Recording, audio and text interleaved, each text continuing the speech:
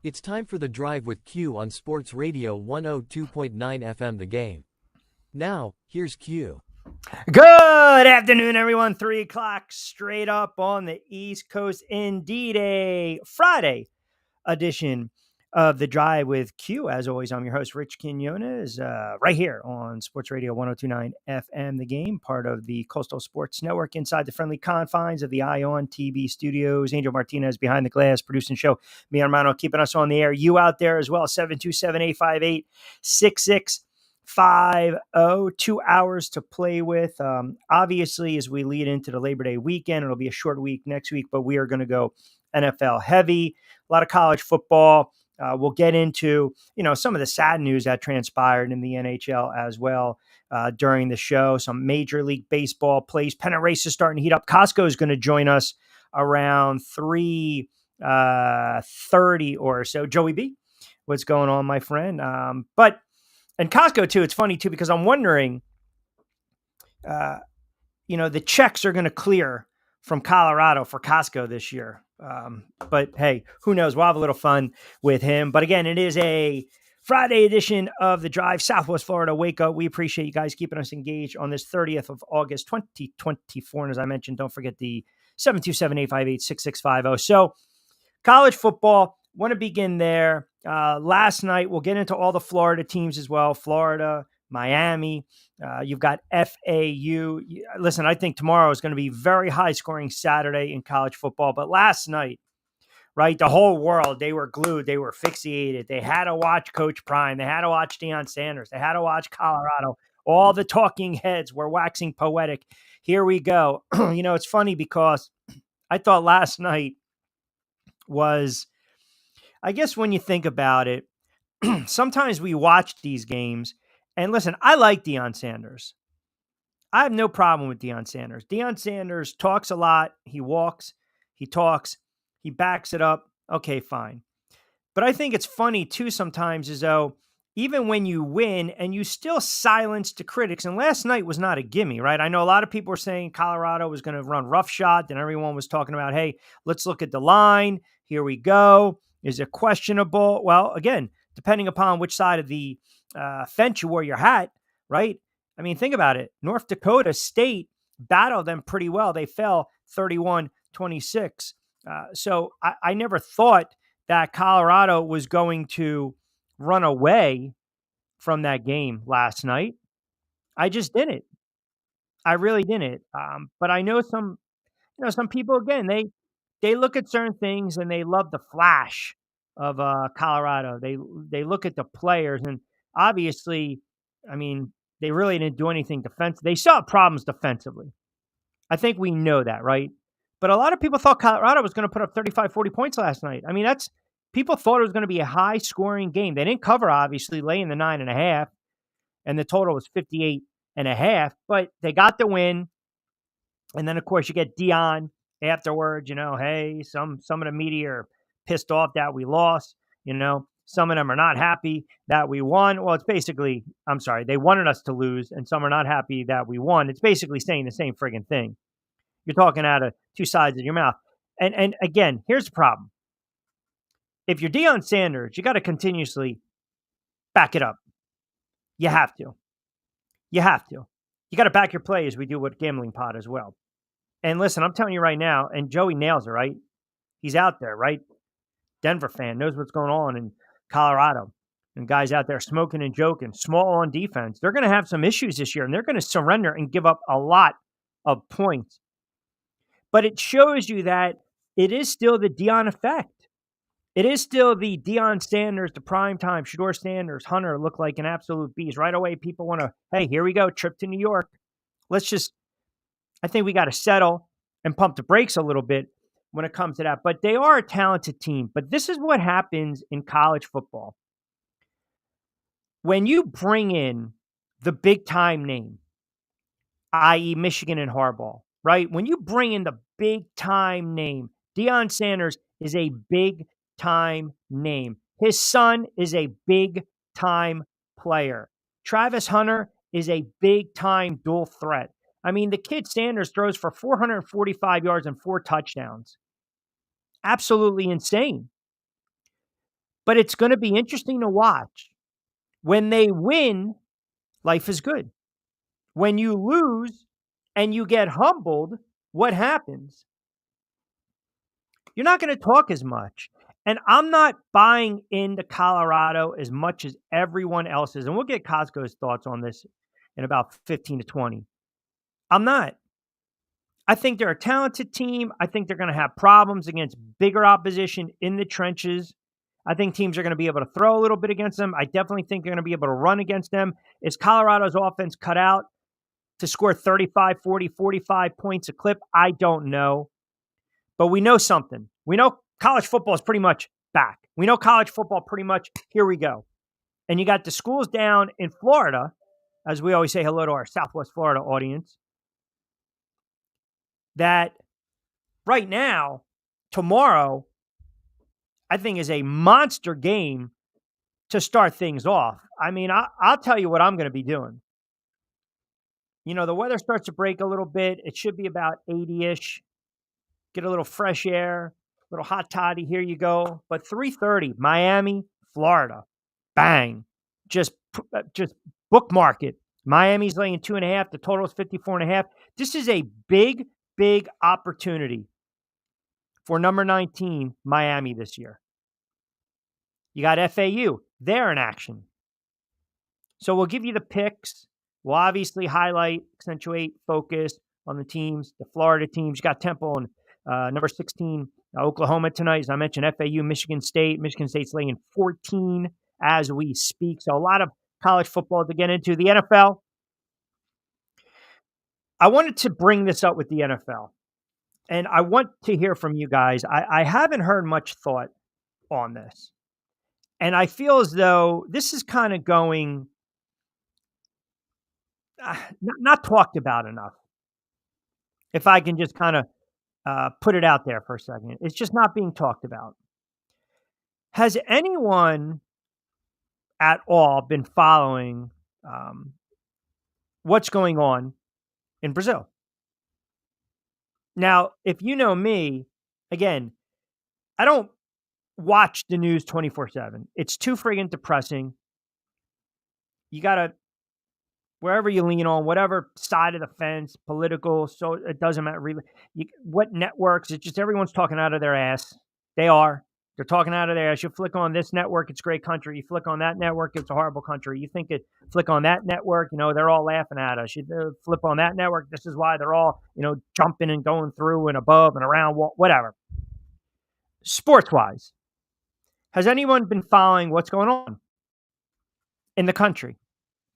Because it's an absolute disgrace what's going on right now. I mean, you got gangs, you got crime, you got nonsense. I mean, they are not messing around. And again, I only bring it up for this. The NFL, they're not going to sit there and say, yeah, we're not going to play the game in Brazil. We're not. Okay, fine. I'm not saying that, but I feel as though can you make wiser decisions, right? Can you make what? I mean, if you really follow along what's going on, and you're going to basically send over 2 NFL franchises, fan bases, family, players, and there's a lot of crap going on. Not a lot of people are talking about it, but it just shows you the NFL doesn't care. The NFL is sitting there saying, you know what? Play. Go play in Brazil. This is great. Why? Because we're marketing the game. We're marketing the game. This is great. We're expanding the game. We're adding a new fan base. And ultimately, per the NFL, that's what it's all about. NFL is only concerned about one thing, and that's making money. That's it. Everything else, be damned. They just don't care. They really don't care. And you've had some players actually come out and they were like, "Whoa, whoa, whoa, whoa, whoa, whoa, whoa, whoa, whoa. What are we doing here? Like, this is not good. This is not good. This is not the situation you want to get yourself into." So I just, again, I know it's something that not a lot of people are speaking on. Not a lot of people are speaking of. Um, and I'm not going to sit here and say, it's safe. It's not. What I'm saying is that you've got a situation where it's a volatile situation. A lot of stuff's going on, and when former players and current players are actually coming out, active players say, "Hey, man, you really think it's safe?" So not only do you have crime everywhere, but you're also dealing with all these wildfires, and I think they're over 30 something odd cities. And this game, again, is scheduled for next Friday. So it's first Friday night game. Here we go. Boom, boom, boom. I mean, listen, I'm not going to sit here and say, is it going to impact either team? But I'm going to say, I think, I think you have to be a little more cautious when you're setting this up. And no one thought a year ago, 10 months ago, oh, we're going to play in Brazil, or when the schedule came out that this was going to happen. But you have to protect the league, the teams, the franchises, the players. That's all I'm saying. That's all I'm saying. And it just kind of bears worth watching because they're not going to pull the trigger right now. The NFL is not going to turn around and sit there and say, yeah, this game's going to be canceled. We're going to push it back. I mean, logistically, it's a scheduling nightmare. It's an absolute scheduling nightmare in the NFL. I mean, whole London, that nonsense. You ask any active player, they can't stand. They cannot stand the travel, going through the itinerary, getting your body acclimated, going to London, short week. That's why the games are always just cruddy and crappy. They're not competitive. I mean, it's bad enough. East Coast got to go to the West Coast, fly back out to the East Coast, drink a cup of coffee on the plane, play on Monday night. Oh, you just played the Raiders. You just played the Chargers. Here we go. Come back home, short week on a Monday night and play a divisional opponent. And we're talking about going to 18 games, 19 games, eliminating the preseason. Hell, make it 20 games. I mean, it's just the NFL at times, as much as we love the sport, we love the NFL, we love the brand, we love watching these games and cheering our teams and gambling and betting and having fun times and going to these games. It's just sometimes it's like, what are we doing here? Like, when is enough is enough? Like, the greed that we're talking, it's absurd. It's almost on another level. And then the game within the game, the player that everyone was saying, oh, he's going to get traded. Keep an eye out for Pittsburgh. Keep an eye out for Denver. Brandon Ayuk. Where's Brandon Ayuk? Where is he? I'll wait. He's with San Francisco because we all knew a deal was going to get done. 4 years, $120 million extension. Monster deal. And I still believe you take this kid off of that offense and the 49ers are in trouble. You can give me Debo, you can give me Kittle Skittles, and you can give me Christian McCaffrey. You can give me CMC. I get it. I get it. But this kid is explosive. You need this kid in that offense, in that lineup, and he's going to join Tyreek Hill as the fifth highest paid receiver in the NFL. When did we become a league where the wide receiver is making $30 million a year? Think about that for a moment. $30 million a year as a wideout in the NFL. Now, just to put this in perspective, Jerry Rice, who a lot of pundits and people and fans, including myself, would say is the greatest wide receiver of all time. You know, there was a moment in time that Jerry Rice signed a 7-year deal with the San Francisco 49ers. And I'll throw it out there. Anyone have any idea how much that deal is worth? 7 years. You're talking about the prolific, the great, Hall of Famer, all time, Mount Rushmore. Anything you throw at him, he'll catch. Doesn't matter. Even a freaking cold. It does not matter. Jerry Rice. Angel, you have a take on it? You have a use contract with all the new California tax laws, close to 54% in tax. Yeah, that's another thing too. But Jerry Rice, 7-year deal he signed with San Francisco at one time. Do you know how much that total deal was worth? 7 years, San Fran. Was this the final contract? I cannot answer that. I cannot disclose. Damn it. All right, I'll go with 17. I'm with $70 million. $32 million, including a $4 million salary bonus. Now, again, my liberal arts, York College of Pennsylvania, YCP 88.1 FM radio. I lived in that studio. Annual salary, $4.5 million. $4.5 million. 727-858-6650. And look at Ayuk's numbers.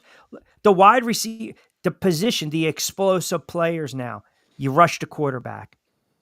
You're a great DB. Right? You're a shutdown, lockdown guy. You're a great edge rusher. You're a great tackle, protecting left tackle, the quarterback's blind spot, the quarterback, the wide receiver. Somewhere the running backs, they're sitting there hemming and hawing. I mean, those are the guys that take the most pounding, or the running backs.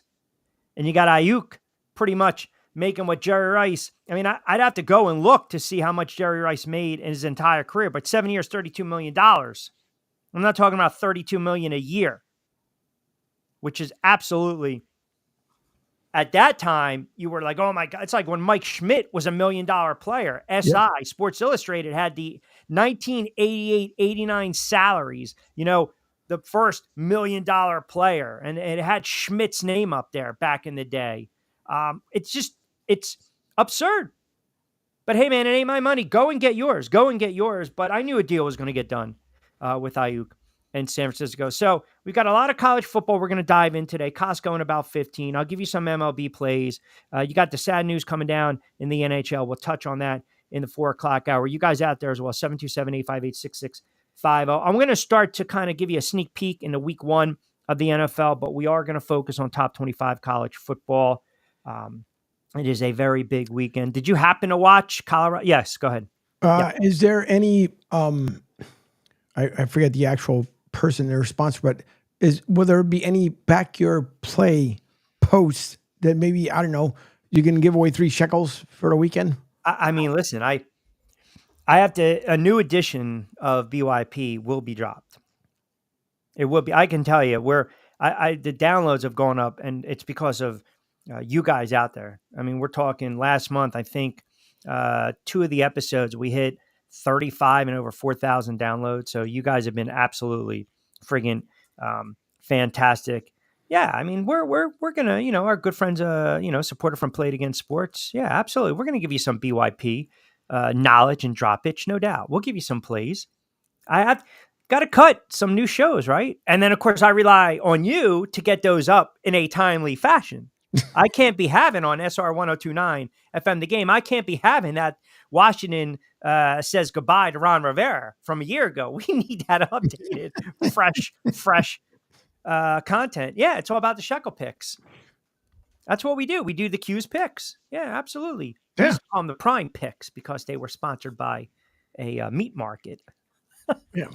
Oh, Jesus. By the way, speaking about minus meat market, but small thing on bets. If you guys go to the website, right on the homepage, sr1029thegame.com, you can join the it's not really a fantasy league, but you can join the league where you pick all 16 games and see who comes out with the best one for the week as far as wins, losses. And then at the end of the year, we'll kind of throw some fun together for whoever wins the championship at the end of the 17th week. So just throw it up there. So you guys will see it. It'll say ESPN bet games, and then just sign up. Doesn't cost you anything. It's absolutely free. It's just bragging rights for the week. And it's all about bragging rights. Exactly. You got to show that ticket too. You got to show that ticket. My friends used to get on me. They're like, I don't know why all of a sudden are you texting us after the fact that you took a certain game. I'm like, whoa. Don't try to discredit me. Don't question my, what's that word I'm looking for? My authority. My what? My authority? No, not authority. Not character either. What the hell's the word I'm looking for? Intelligence? Well, that's been questioned a lot. When like character, moral, Yeah. fiber. I'm sure Moral someone's going to fortitude? fire off the word that I'm looking for. Just drawing a blank. I mean, the problem is I've got 20 something odd games that I'm looking at. That's, there lies the rub. We got a lot of stuff going on. I mean, we got notes over there. Hey, GPG, what's going on? Gas pump guy. By the way, a little birdie told me that my guy, gas pump guy, who does God's work, right? The manual labor out there and about working in the city with the rest of the guys. Here we go. Appreciate that. These guys listen in droves and we appreciate it. I'm going to try to help these guys put some shekels in the pockets, but I preface this by saying, Oh boy. I cannot be responsible Great. for wins and losses. I can't. I have no control over who wins these games. That's why I would never, even with Back Your Play, I make a point of saying that. I mean, I think when you start off, whether you're novice, beginner, or a sharp, and you're looking at, your expected value, they call it the EV, you want to get the most bang for your buck, right? And that's why you have all these new apps right now, not to kind of trail off, but it is interesting. You have so many apps where I can only, there's so many hours in a day, right? So you guys are downloading all these apps and you're looking for the best available lines. And I'm a believer in when you get these opportunities, I mean, like I even wrote some of these down with the SGP, right? The same game parlays. They're so hard to hit, but yet the books, the apps, they want to keep pushing them because they're saying we've got someone out there, whether they're going to drop 5, 10, 15, 20, $100, 1,000, not like El Presidente dropping, Portnoy dropping hundreds of thousands of millions, right? Because he's got those funds, obviously, with Barstool. But guys dropping, good chunk of change, thinking you're going to hit 6 teams, 7 teams, 3 teams. I believe that when you sit there and when I go online and I see these winning tickets, I'm very cautious because I also think it's part of a branding and marketing where, hey man, check out this guy, go to Action Network. This guy just hit a 25 team parlay, 25 team teaser. And even years ago, burnt by the teasers, right? Whether we're teasing the line down 6, up 6, so many things have to happen. And once you lose that leg, whether it's the first, the second, or the third, your bet's gone. So my advice or just suggestion, like anything else, I don't care if it's $5. It's your money you're working for. You've earned it. If you have a budget, and let's just say for the NFL and the college football season, we'll say 20 weeks. So 100, if someone can afford $100 a week, right? Or maybe does that seem too much? How bad is it? I have to go to my calculator. All right, I just got to double check the math. $2,000. Liberal arts, man. What do you want? $2,000. So you have to now. Well, wait a second before I lose my train of thought. You have to now decipher if I'm going to play 100 on a Saturday or a Sunday, or hell, even on a Thursday. If I'm going to play 25 a game, then I'm right there 75. So if I can play 25 times 4, or if I want to play $10 a game, or if I want to do a couple different parlays or teasers with 10, 15. If you don't want to do that, because I'm not a fan of that, if you like 3 or 4 set games, then stick with it. And the worst thing I've seen, and I've noticed, and doing this for a long time, and even talking to guys that are even pretty sharp, the rule of thumb is I lose on a Thursday. I'm not going to double up and try to catch up on a Saturday. I'm screwed on a Saturday. Now, all of a sudden, I got to take that budget. I have to take my $100 that I've allocated for week 2. Right. And now I have to grab it. And I want to use it for week 1 to play catch up. No, you can't do that. That's not money management.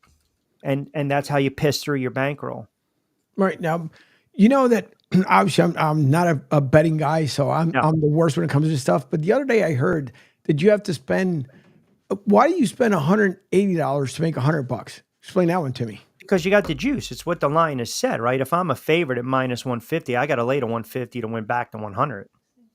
It's just the odds. That's all. It's just the odds. That's why sometimes people like the plus money. If you see the plus, right? Plus 110. Ooh, I'm betting 100. I'm getting back 110. So yeah, you don't play poker, do you, Angel? No, I was about to say, because I know a lot of people that would sit there and say, have this guy sit down at a table with us. All right. 3:30, just cranking it up. We'll take a quick time out. I know we got Costco on the other side, hanging out in it's not the green room anymore. It is the Q room. So we'll get to him sure on the is. other side. But yeah, By the way, Nick's lucky because the last time, right when I'm about to do my live read, go ahead. Oh my God. because the last time I Go sprung, ahead. What do you got? because the last time I sprung Nick up here like 15 minutes before time. So this time I wasn't going to do it to Nick. And by the way, congratulations on his marriage. Yeah, there you go. He's a good sport. We'll punch him up on the other side. Don't forget, 3:30 Friday edition from our good friends over at Play It Again Sports. Labor Day is right around the corner, and these guys have been doing a fantastic job. I know everyone gets their kid ready for school, sports, everything, the whole 9 yards. Well, they're actually getting ready to launch a new store, which is really going to be fascinating. But again, they've got slightly used sporting goods and all team sports as well as golf. They're offering cash and trade in for your slightly used items. No appointments necessary. Give them a ring, 856-579-8250. Visit them online, playitagainsports.com. Choose Deffert. That's the Deffert location as well. A new store is coming. We will make that announcement soon enough. And also, too, you go in there and you tell them that you heard it right here on the drive with Q, and they'll take care of you. 727-858-6650. Just cranking it up on a Friday edition right here on Sports Radio 102.9 FM The Game. Costco coming up on the other side. Adopt US Kids presents What to Expect When You're Expecting. A teenager. Learning the lingo. Today I'm going to help parents translate teen slang. Now, when a teen says something is on fleek, it's exactly like saying, that's rad. It simply means that something is awesome or cool. Another one is totes. It's exactly like saying, totally, just shorter. As in, I totes love going to the mall with Becca. Another word you might hear is jelly. Jelly is a shorter, better way to say jealous. As in, Chloe, I am like so jelly of your unicorn phone case. You don't have to speak teen to be a perfect parent. Thousands of teens in foster care will think you're, rad just the same. To learn more, visit adoptuskids.org. A public service announcement brought to you by the U.S. Department of Health and Human Services, Adopt U.S. Kids, and the Ad Council. This is the story of a very special woman. In a matter of seconds, she turned herself into a great mathematician or an entrepreneur. Her knowledge was limitless and still is. She could also make monsters disappear, especially those that lurked in the shadows under the bed. Once, this woman put back together a teenage girl's broken heart, which had been shattered in 1,000 pieces, just by giving her a bear hug. She masqueraded as a regular person at work, but as a superhero at home. Everyone knows her as Gabriella. I still call her Mom. Your hero needs you now, and AARP is here to help.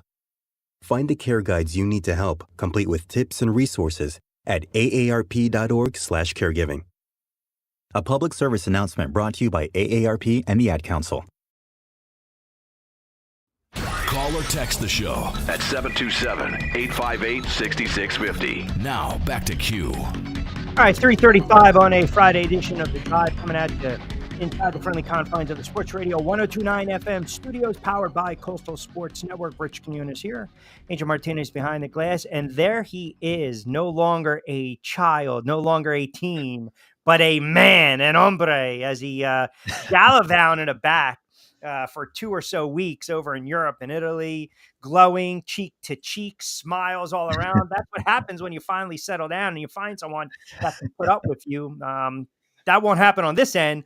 But our good friend Nick Costco, college sports for On3 Sports Play-by-Play. Are you wrestling? Cal Live Sports as well. Give him a follow at Nick Costco 59. Congrats on the wedding, my friend. I know I was traveling, but I was very happy, and you guys looked very radiant, very happy, and all smiles.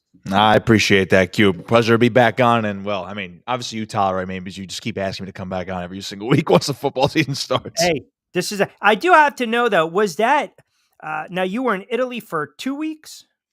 Yeah, trouncing around there. So it was roughly 2 weeks, Italy, Greece, Monaco was thrown in there, France, and Malta. So all around the Mediterranean. All right. I'm On3 has been good to you. I hope so. The end of the year is coming up. So, well, you know what? If that's not working out for you, you can always turn around and go back to cash in those Colorado checks. This is all I'm going to do is just pat my. I was going to wear my Rutgers shirt today, but I wore it earlier. I trained, and so I had to change, and then But well, I want to ask you this in Italy, real quick. Did you have the water ice gelato? How was it? Of course, yeah. Of course, you have gelato. I mean, what are you nuts? When in Rome, as the cliche goes. I'm asking for a couple friends. That's it. It's great. It's good stuff, man. It beats whatever the heck we have over stateside, unfortunately. But I can't get it all the time. But I'll go back just for that. Yeah, no, I'm glad you had a good time. All right, I see you got. It's disgraceful what I'm looking at right now on the monitor. You got the CU right there. I know there's some Rutgers nonsense floating back there. It's a good Thursday. Let's get into your Rutgers, by the way, because once again, this is why I can't stand the head coach. Why are we running up against Hampton? Hampton, I think you mean Howard, but Howard. I'm sorry. Why are we running up against Howard? Yeah, I wouldn't call that running up. Stop it. Yeah, come on, Q. You have your third or fourth string running back in there. They're running the football. How much time was left on the game? Mr. Rutgers. Not 2 minutes, 90 seconds. Howard's dead. Howard could have phoned it in, but they left their starters in, and all of a sudden they're still throwing down by 28. On a MEAC squad. That's ridiculous. What a disgrace. Picking on a MEAC squad that got paid $425,000. Well, there you go. You're only helping my case out now. They got paid to be there. There you go. So okay. So it's fine. I'm driving last night, and I'm listening to the game on the radio. And as soon as they got the pick six, I'm like, this kid is going to be so friggin'. I'm surprised my phone wasn't beeping. This kid is going to be so annoying right now. Oh, come on, man. No disrespect to Howard, but it is Howard. And it's the first weekend. That, Rutgers' offense, we're being honest, still very vanilla. A little bit safer now with the transfer quarterback, Ethan Kaliakmanis. Gavin Wimsatt, who was there. Highest ranked quarterback recruit ever. He ends up transferring. He lost the job in the spring, so he goes to Kentucky now. He's the backup there in the SEC. But Ethan comes over from Minnesota, reunites with Kirk Shiraka, their offensive coordinator. They were together when they were together in Minnesota. He didn't do anything special, although he made one. He did make a throw. It was like a little outlet pass that would have went for like about 2 yards, and Sam Brown did the rest. So it was like a 36-yard catch and run. So that's a play. Wimsatt would have just maybe panicked last year, throwing it the other direction or taking a sack there. So that's probably the only positive he got out of there. He played solid. Don't get me wrong. The offense is going to run through that offensive line of Kyle Monangai, Big Ten's leading rusher from last year. So, the offense very vanilla. It wasn't clicking, I would say, in the first half. They had a 10-point lead, 17-7 lead at halftime, but they were aggressive in that final drive where they had about 30-40 seconds left after getting the kickoff return. So I would say overall it was a net positive last night for Rutgers. 1-0 start. You went out and beat a team you're expected to beat. I think they have Akron this coming week or one of those teams. So, and then the big one against Virginia Tech on the road, from the home and home from last year. So then the stretch coming up, once they get to Virginia Tech, that's our Big Ten play. That'll really determine if this team actually is going to be special. A lot of pundits are all of a sudden high on this team, and I keep saying, 6-7 wins. That's all fans wanted, but there is a lot of hype around the program right now. Colorado gets a win last night. Obviously, they don't cover the line, they don't cover the nut, but they got pushed a little bit. Hunter, Sanders, big time players. After again, when I saw your tweet with Dion, people want us to lose and people aren't going to be happy if we win. Here's the problem. And I feel as though, and I don't want to spend too much time on this, right? Because I No, know of you course. are a primetime guy. I know Oh, we of both course. like Deion Sanders, Coach Prime, but Of course we do. it's And kind Rep. of, I think it's kind of BS and weak that you turn around and you ban a friggin' reporter. And by the way, shame on Colorado for allowing him to put that clause in his contract. I think it's just sour grapes. And I know what he was saying. If we would have lost, everyone would have came out and said, well, Mhm. karma's a bitch. We know Of that, course. right? It's a long friggin' season, but they're front runners at the end of the day. They're front. When they win, we're good, man. Here we go. But when they lose, they don't want to take the bullets. They don't want to take the shrapnel. They don't want to be criticized. That I have a problem with. Yeah, that was evident. I mean, I'm a big Dion guy, and I'm not saying he can't do any wrong, obviously, but that was a big negative last year, especially after the 3-0 start. They have all the hype in the world. They're a top 20 team after beating Colorado State last year. Then they get waxed by Oregon, and of course, that clip from Dan Lanning goes viral. They're fighting for clicks, we're fighting for wins, yada yada yada. But then people took that and ran with it. And all of a sudden, they're 3-0 and they finish 4-8, so they go 1-8. They win, I think, what was it, only one Pac-12 game last year. They beat Arizona State. Other than that, they completely fell apart. I saw a lot of the same yesterday when it came to what their product is going to be on the field. Now, Shedeur Sanders, Travis Hunter, as long as they're healthy, they're absolutely electric. One of them, I mean, you got to say, the week one Heisman has to go to Travis Hunter for how good he is playing both ways. Are we doing this right now? Week one?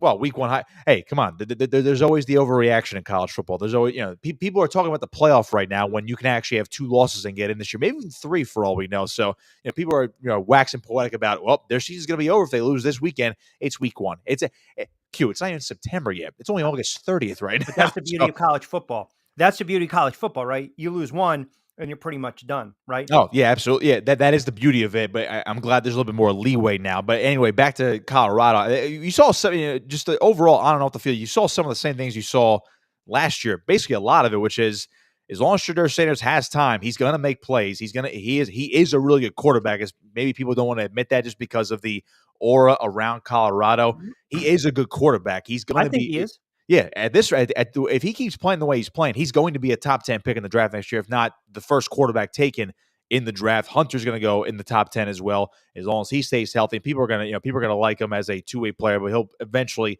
I would say at this point, maybe settle on wide receiver. He seems to be a better wide receiver to me. But other than that, Jimmy Horn's a great wide receiver. They got Dallin Hayden, their Ohio State running back transfer. I think he ran for 20 yards last night. The offensive line for, whole new offensive line.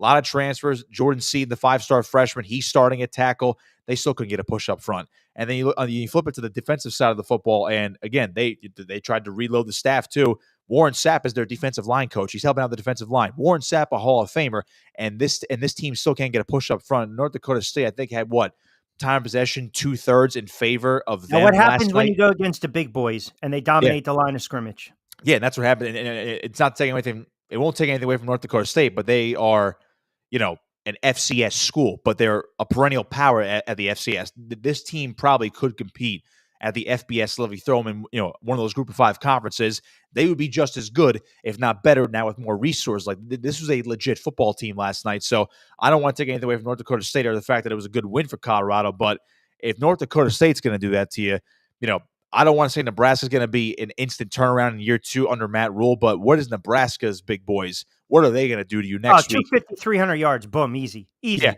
Are they going to gash that defensive line in the run game? You don't even need the freshman quarterback Dylan Raiola to throw the ball next week. If that's the way that the defense is going to go, you're not going to need Dylan Raiola much next week, and it could be a long day for Colorado. But again, they got the win, as Deion said. It's not perfect. They got the win. He's not satisfied. I wouldn't be either if I'm a Colorado fan, but you got the win. Big spotlight. There was a lot of pressure on them, so I do give him credit for that. But all in all, we're probably going to see most of the same things we saw last year, and I'm interested to see, especially if this team is going to be relatively the same as last year when it comes to 4 to 6 wins. I had them at 5-7, 6-6 this year. Maybe 7-5 at best if things break their way. But what happens if they're 4-5 and they have to win 2 of their last 3 games to make a bowl game? What happens then? How does this team handle adversity in year 2? Are they going to learn lessons from 2023? That's the biggest question to me. Yeah, I do want to get your take on this, and I want to move on from Colorado for a moment. But it seems a lot of sentiment even from the texters and the guys commenting in, the listeners. This is a team where, as the season goes on, I mean, hell, play the over, right? They're probably going to have a lot of games where they're playing catch up. Yeah, I mean, you're going to see that. I mean, look at that USC game from last year. So, if you want to catch the over, and I'm pretty sure you said that earlier in the show before I came on. Look at that USC game from last year. They lost 48-41, almost came all the way back and nearly stunned USC. If they don't put themselves in a big hole, they probably beat USC last year. And you can say that about pretty much any team, but you can say that about Colorado. I think they lost, 2 to 4 one-score games last year, and that you look at the season entirely different if they go the other way. But they put up 41. And again, as long as Shedeur Sanders and Travis Hunter are healthy, and he gets some sort of pass protection, Jimmy Horn's really good. And again, I think Dallin Hayden should be involved more. If they finally get a running game going, like that offense is going to be better. They'll play more ball control, maybe give their defense a breather a little bit. But yeah, I would expect this team, especially if they get down early. North Dakota State scored right away. I know it was a field goal, but they scored right away last night. If this team is down 14-0 to, I don't know, they're playing Kansas State or something like that, you're gonna be airing it out 40, 50 times a game with Shedeur Sanders, and you might be scoring 35, 42 points a game in a loss. That's the way it goes. I mean, they have superstars, but it's still not a complete team. Yeah, they racked up 504 yards, but again, they gave up 300 in the air and $157. I mean, you're talking about 6.5 yards a play, right? That's, we sit there and say that chunk yardage, chunk plays, right? So top 25 this week, and let's kind of focus on some of the listening audience down there in Florida.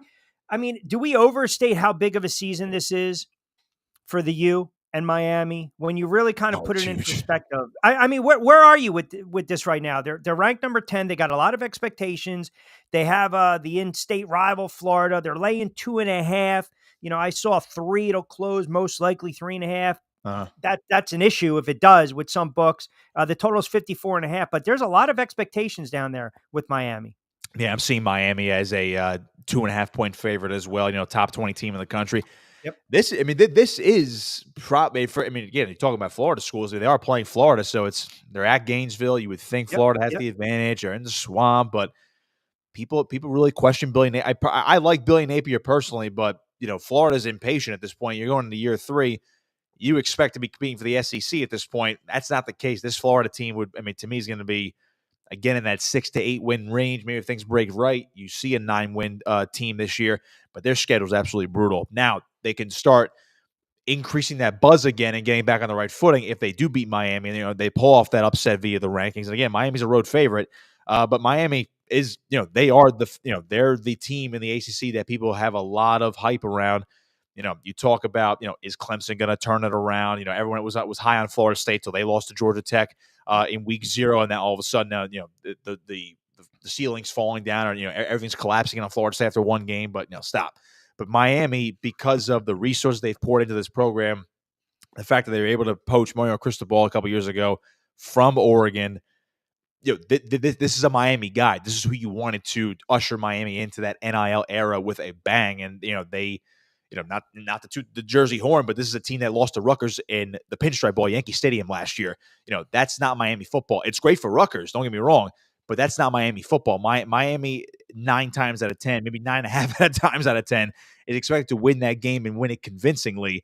But that just wasn't the case last year. And I know they were down a lot of players and they had a lot of transfers, but you bring in a guy like Cam Ward at quarterback at Wazoo, that was the biggest thing right there, where you're like, okay, NIL money, revamped offense, dual threat quarterback, guy who just lit it up in the Pac-12 last year. Now, albeit, he had his moments where he was up and had his moments where he was down, but that's an electrifying guy that could carry your offense this year. If they lose, I mean, I can't say the sky is falling for either of these teams if they lose on Saturday, but the loser of this game is going to have a lot of questions to answer, especially Miami, I would say, just because they are the team that's already top 20. They're expected to compete for the ACC, if not win the ACC. And I've seen projections where they're going to be a top 4 seed because they win. If you win the ACC, or if you win your conference, the 4 highest ranked conference champions are ranked in the top 4, and they get that first round bye. I see a lot of projections where Miami comes out of the ACC at 12-1, 11-2, mostly 12-1 though, and gets that first round bye. Their ACC champs get that first round bye. So you better not trip up on Saturday, otherwise all the spotlight's going to be on Florida. Like, okay, they're turning it around, and Miami's going to be like, did we make the right choice by going all in on Mario Cristobal? Well, and by the way, good comment from our guy, gas pump guy, talking about Cam Ward, and I agree. I think he's going to make and be the difference. You mentioned Cristobal, and that's where I was going to bring this. I mean, think about this for a moment, right? If you take a step back, you got two head coaches, both under 502 seasons. So if I'm that guy, right, SEC, ACC, I need to make a statement, right? I need to make a statement not only for the school, the university, the boosters, but for the guys playing for me, right? I mean, that's and I think that puts a lot of pressure at times. You look right now, Miami's minus 137, Florida comes in at plus 114. The total is 54.5. The money right now, I mean, it's almost as though it's laid a little more heavier on Florida, right around 57%. But the game within the game, I mean, I think if you are Miami, you come out, you establish your ground game early. You have to try to open it up. You have to test the secondary of Florida. And I know people might sit there and say, I don't know if that's the biggest or the smartest type of game plan, but I think, and this is just me, I can see this being one of those wacky high scoring games. I think this can be that 34, 31, 31, 28. Are you inclined to go lower than that? I mean, what's your assessment? Probably inclined to go lower because I still don't, I do like Graham Mertz because it was like the resurrection project for him at Florida last year, coming over from Wisconsin. If you go back to 2020, he had that one game where he was like, I don't know, 20 of 21. He had one incompletion. He basically threw the baseball equivalent of a perfect game for Wisconsin, and then I think he tested for COVID or half the team did, and they had to cancel a game. He had to miss 2 games, whatever it was. He had one perfect game at Wisconsin, and then everyone's like, this kid's like the second coming right here at Wisconsin in terms of quarterbacks. They have an elite passer, and then it just wasn't the same. He was never the same after that. Now, he improved his last year at Wisconsin, but he wasn't that guy that he was hyped up to be literally after one game 4 years ago.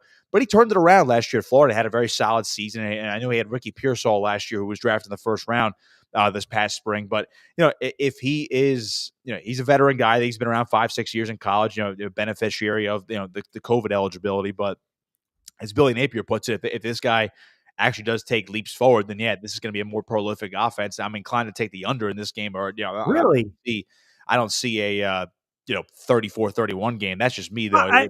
Miami, I mean, they're averaging 31 points a game. I mean, they've made some leaps. I mean, that's I'm not saying they have it. I just it's going to come down Florida's to defense. It's going to come down to these defense. I do trust Florida's defense a little bit, but then again, can you contain Cam Ward? And Cam Ward is that Jekyll and Hyde type of quarterback where when he's on and virtually unstoppable. But if Florida gets in his head and they knock him around a little bit, if they force him into a couple mistakes early on, what kind of Cam Ward do you get? I would like to see a great Cam Ward because a great Cam Ward is very fun. Now, I'm leaning Miami in the game, but just because I trust them a little bit more than I do Florida right now. And as a Florida Gator stan, I would love to see this team, kind of get back to the top of the pile in the SEC, but I don't see it this year. And I go back to Miami from last year. They got off to that 4-0 start. They blew it. Cristobal blew it against Georgia Tech, where they had the fumble. They could have taken a knee. They had a tough loss to North Carolina, but they beat Clemson and Virginia in back-to-back overtime games.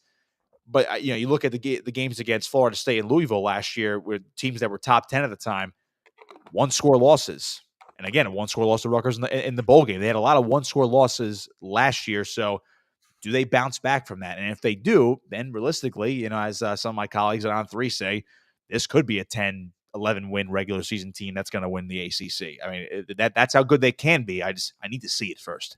Running through the gamut, top 25 college football. Nick Costco kind enough to join us on a Friday edition of The Drive with Q. Rich Quinones here. Angel Martinez behind the glass, producing the show, keeping us on the air. I got guys chiming in on Facebook. They're wondering what the hell I'm drinking. Well, people know, guys like Nick and myself, we are health nuts. So got a little bit of the creatine with the egg white blended in there. Joey B. Costco, Colorado State cover the 32.5 at Colorado State covering the 32.5 at Texas.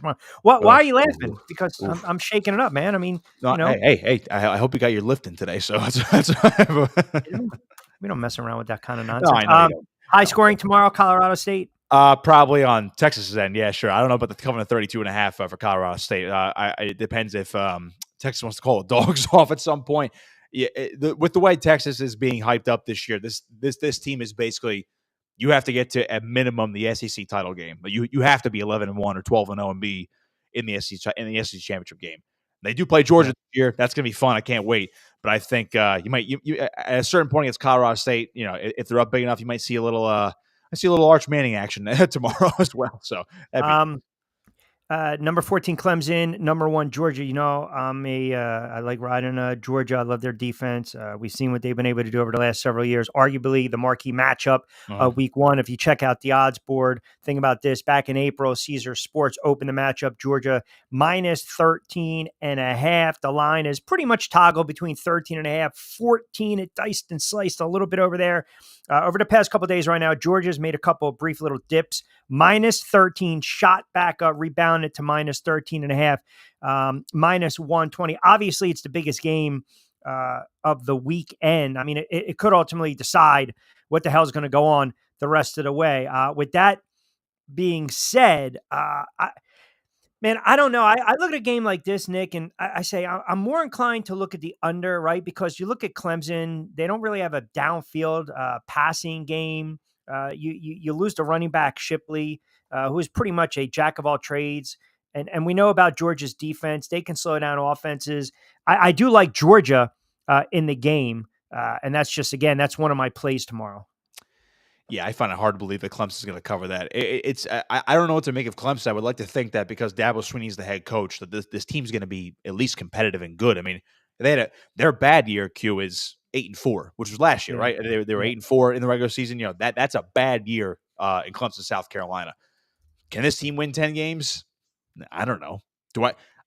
It's amazing. I thought I was going to be able to trust Cade Klubnik at one point, but because he was heralded as the next guy after Trevor Lawrence, Cade Klubnik, this 5-star guy, Texas. I think he's from Texas. I mean, I don't know.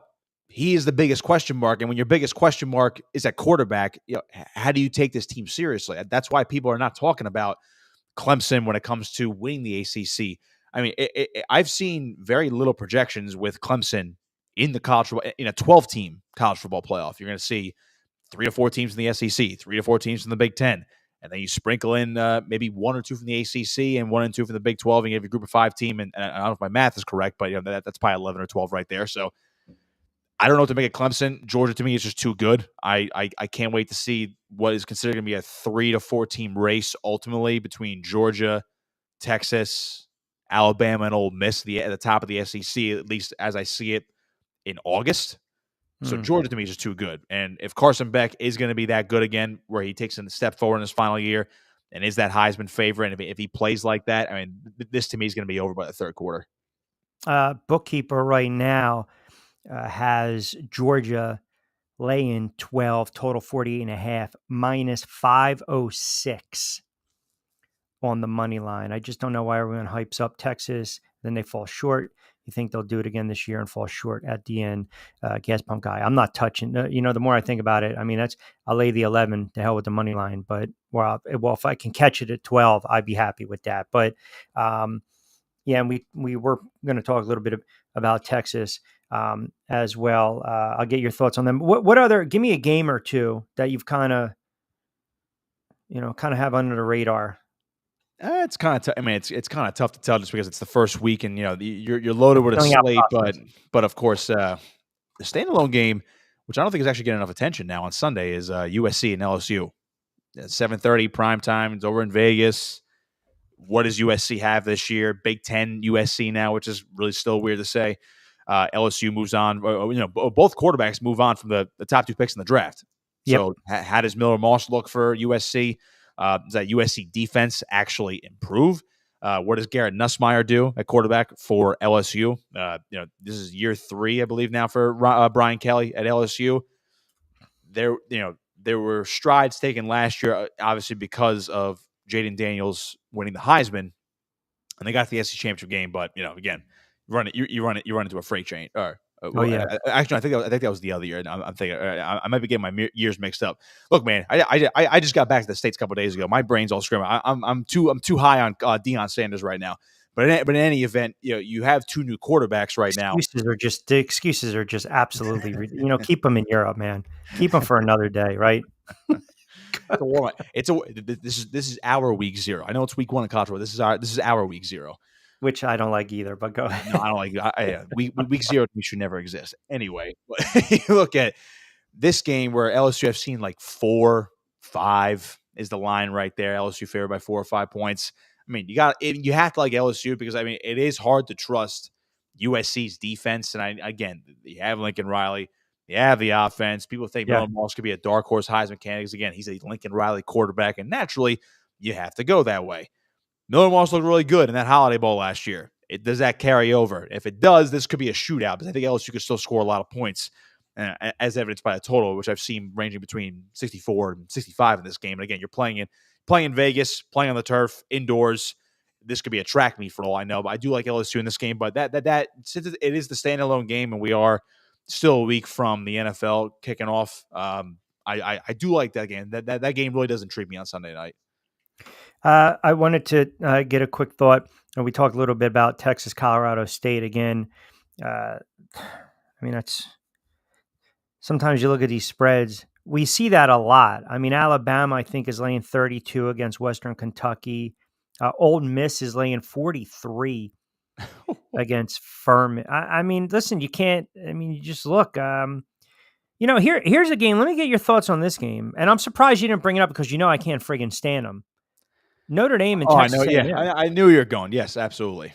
That's the I mean, that to me is the marquee game of Saturday. I know you're looking at Georgia Clemson, but yeah, I think people are much more intrigued by Notre Dame, Texas A&M. Yep.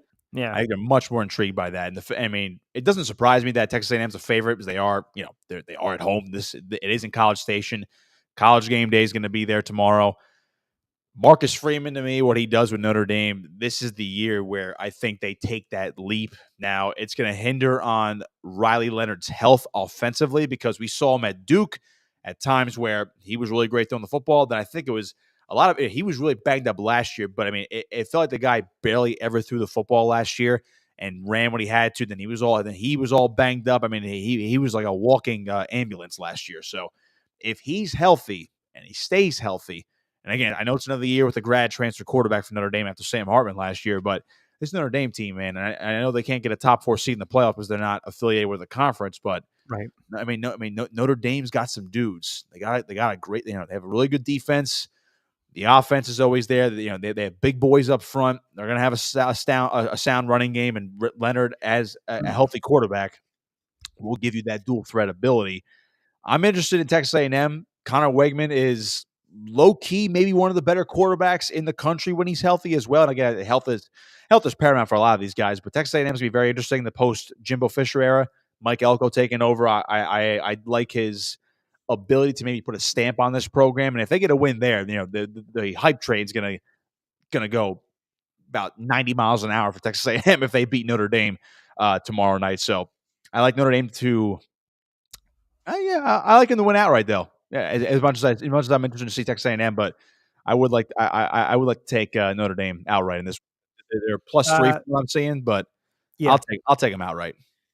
4 o'clock straight up on the East Coast. This is SR 1029 FM, The Game. The Drive with Q. Rich Quinones is here. Angel Martinez behind the glass. Nick Costco kind enough to join us. 60 more to play with. We'll take you up to 5, a couple more before I let you get out of here. Again, you guys can always chime in on the text message board, comment as well. You mentioned this, Notre Dame, right? The expectation of Notre Dame's. This is kind of one of these games I've kind of gone back and forth a little bit, right? I can't stand Notre Dame, but again, from a gambling standpoint, being objective, it's not pretty much if they're going to win. Maybe the argument is by how much. Now, think about this. Last season, Notre Dame, 10-3, Nick. They won 9 games by at least 21 points. Texas A&M, 7-6. They're kind of, overhaul, so to speak. And I love the fact that they have a really decent front 7. They've got a talented quarterback. Like you mentioned, the problem is the question mark for me is the line and the secondary. And I think that's where Notre Dame's going to have some success. Now, Notre Dame too, if Texas A&M starts to kind of exploit, in the trenches and they get to the quarterback a little bit, it could be one of these dicey propositions, but it pains me because, I can't stand Notre Dame. I do like Notre Dame tomorrow on the road. And you mentioned the defense for Notre Dame as well, because that's something that Connor Wegman can exploit, Texas A&M quarterback. But the return, Al Golden coming on staff, I think that's your difference maker right there for Notre Dame's defense this year. So I like what he brings to the table. I mean, I'm with you on Notre Dame winning this game. It's going to be a good one. That line is definitely correct. 3 points right there. If A&M wins this game, I see it being that close. I mean, if Notre Dame wins, I see it being that close as well. So that home field advantage, I'm really interested to see. I know people like to hype up Kyle Field this summer because of that, the College Football video game came back this year, and they were number one actually on like EA Sports' rankings. So that home field advantage is real when that team is rocking. But again, I think you have a Notre Dame team that's very motivated. They had some brutal losses last year when it came to oh my God, really? Like if you recall the Ohio State game last year, you're like, you had that game. And it came down to the final play from the 1 yard line. Does a game like that linger where this program is not going to get over the hump in year 3 under Marcus Freeman, or do they learn from that and say, like, we were one tackle away from maybe propelling ourselves into the playoff last year before anything else happened? So I still like Notre Dame, but Texas A&M is going to be, I would say, much more competitive and a bit more of a player this year. I think that first year under Mike Elko, based on what he did at Duke, I think the impact he'll make, the Texas A&M is not going to be a pushover this year. I mean, they are ranked top 20 for a reason to start the season, so I would say they're going to be a pain in the butt for a lot of SEC teams this year. Not saying they're going to make a run and win the SEC, but I think they will definitely be a pain. But Notre Dame, to me, I think just has the edge this weekend. Nick Costco, give him a follow on X at Nick Costco 59. College sports for On3 Sports, play-by-play for RU Wrestling, Cal Live Sports as well. And just like that, the graphic pops up. It saves me a lot of mumbo jumbo. When do you start? When do you start high school football? Next week. So we are a week from today, as today is Friday, August 30th. So a week from today, back on Cape Atlantic Live on YouTube, we'll have Mainland Regional High School, the defending state champions from Group 4. They'll be hosting Hamilton in a good one. Mainland actually just won yesterday over Atlantic City for those in the listening in the South Jersey backyard. Good game over at Battle of the Beach. So excited to broadcast our home games again, and we'll trounce around for some other games, some other schools when they're on the road if we don't follow them on the road this year. Mainland actually dropping down to.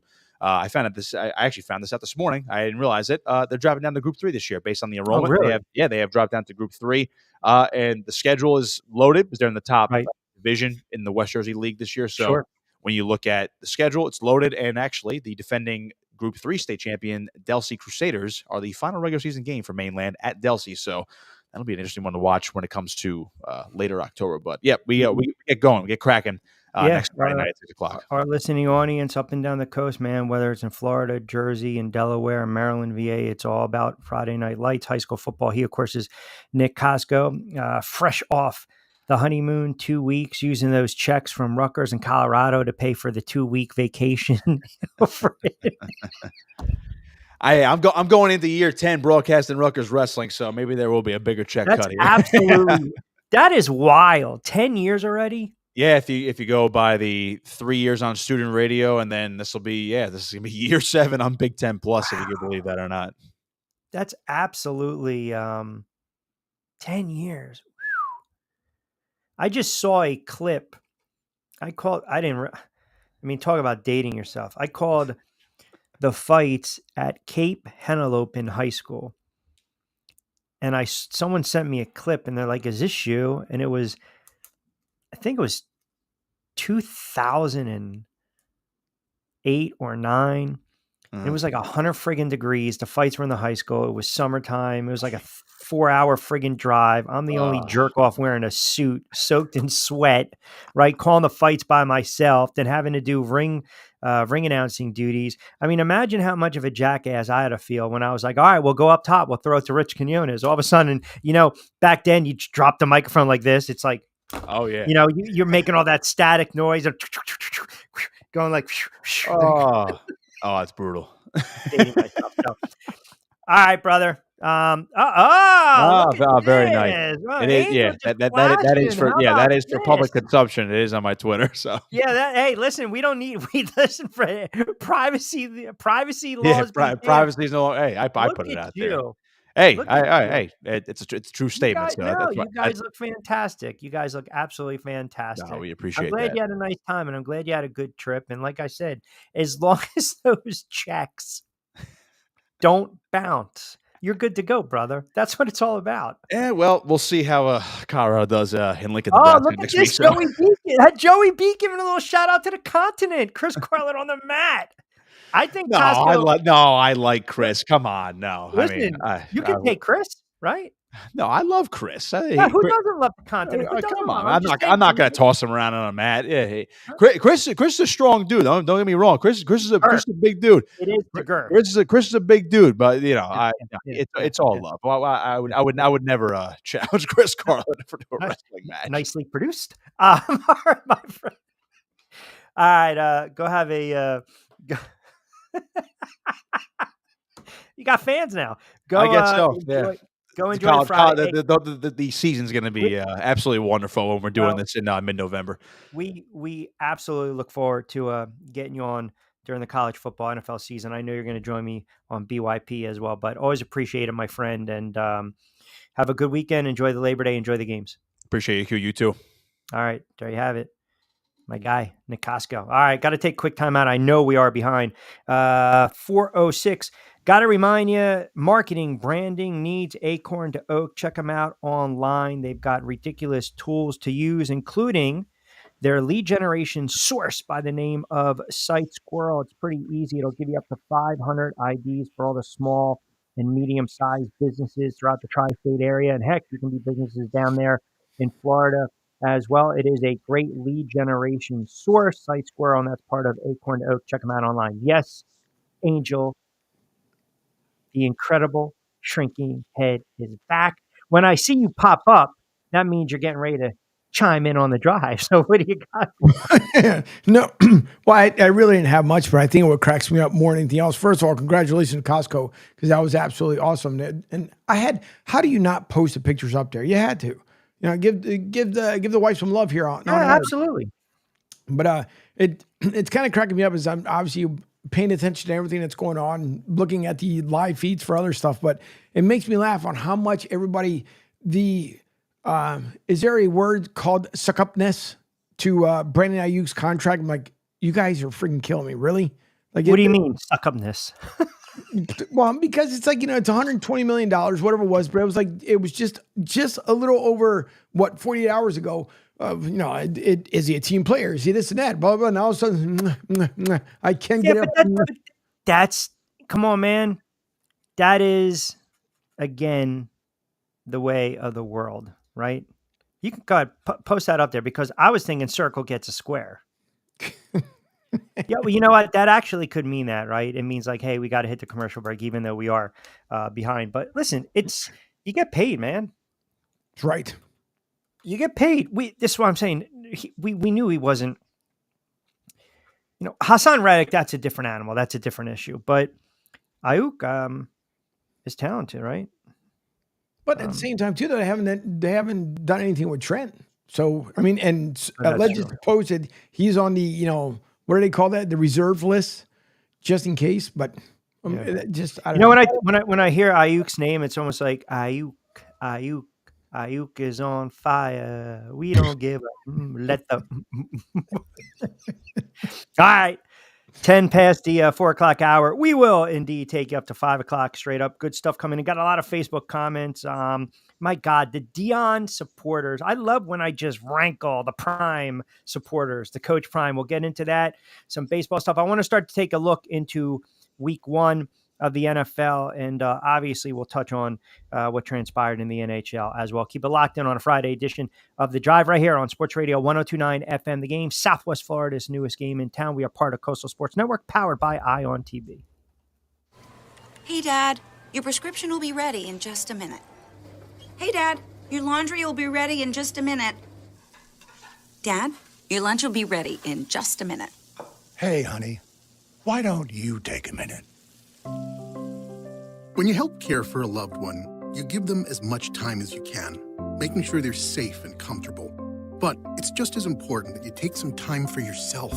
At AARP, we can help with information and useful tips on how you can maintain a healthy life balance, care for your own physical and mental well-being, and manage the challenges of caring for a loved one. Because the better care you take of yourself, the better care you can provide for your loved one. Thanks, Dad. Thank you. You're there for them. We're here for you. Find free care guides to support you and your loved one at aarp.org/caregiving. That's aarp.org/caregiving. A public service announcement brought to you by AARP and the Ad Council.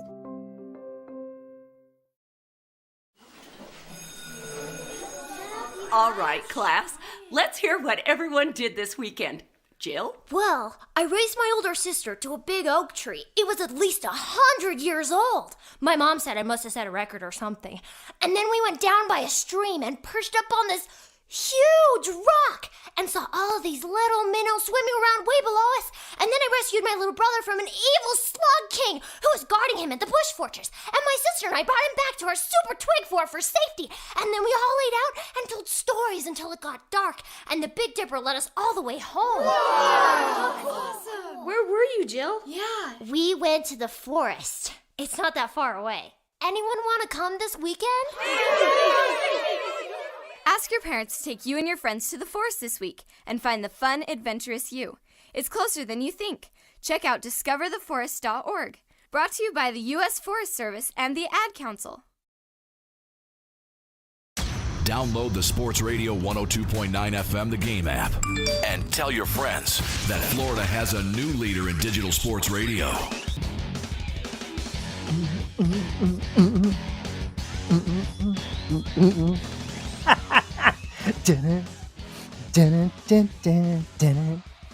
A couple guys on Facebook wanted the Prison Break update. I'll give them to them now. It's getting progressively worse, but at this point, I'm gonna fight through it. That's all. It's like when you have a cold, you got to let it run its course. You got to just fight through it. Let me get to some of these Facebook comments and you guys out there on Twitterverse regarding Deion Sanders. Man, I did not know you can poke the bear so easily. Alex chimes in on Facebook. Q, enjoying the show. Great spot with Costco. Got to go back to your opening monologue with Deion Sanders. I don't think Deion Sanders was waiting for the haters to come out. I just think there are haters like you that are waiting for Deion Sanders to fail. Enjoyed the show, but don't like your takes on Prime.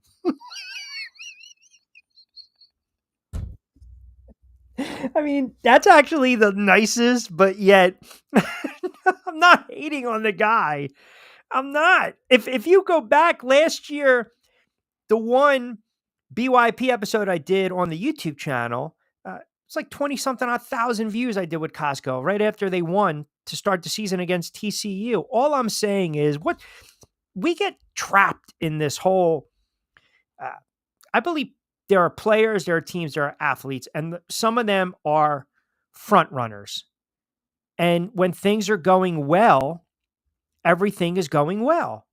That's all I was saying. So, Al's point, and again, I'm not trying to diminish anything that Deion Sanders is doing. I hope the team does well. I really do. But again, it's just, I mean, think about this. He waited. He threw the last question to, I think, Rami Bean last night, the final question of the night. But then he reminded the media on hand she works for CBS. I mean, think about that. So I'm basically dictating Angel Martinez, SR 102. Okay, yeah, you can ask a question or you can't ask a question. And Colorado, shame on them for allowing that. And they put that in his contract and his clause. I didn't sit there and say it was going to be a deal breaker. But for all the hoopla, what if they turn around, they only win 4 games and they go 4-7, 4-8? How is that hating? It's just being objective. That's it. We know Sanders is taking off. We know that. We know Hunter. I know these guys are going to enter the draft. It's not hating. It's not. What I'm saying is it can be any head coach. If you position yourself like that, if you want to, again, just turn around and be that guy that is constantly in your face, in your face, in your face, in your face, and then you're backing it up, more power to you.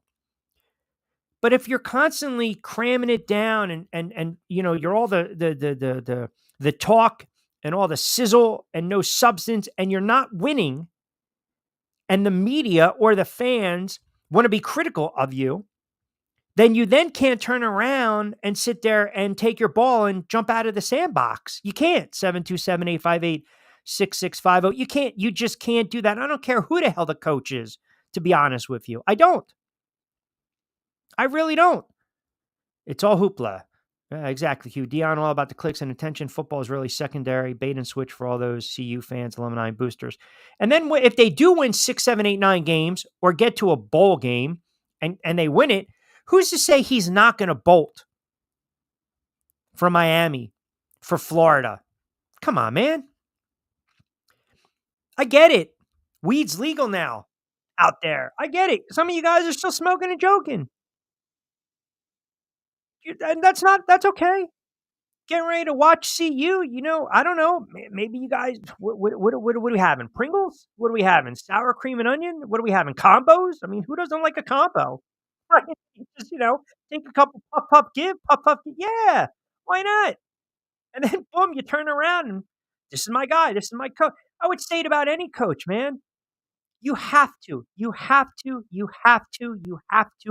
back it up. And if you don't back it up and you're still talking and you're still trying to be that braggadocious, in your face, here we go kind of guy, then the media is allowed to be critical. The media is allowed to have opinions. The media, they are allowed to ask the tough questions. And you can't sit there because one reporter was having fun with you when things were going well, and all of a sudden you want to ban the guy. It's just Bush League, man. It's weak. It's weak. It's absolute. Listen, he's had a cup of coffee, okay, in college. I'm not talking about Jackson State. We know about that. Okay? But you're talking now big time Colorado. Relax. Just relax, man. Right?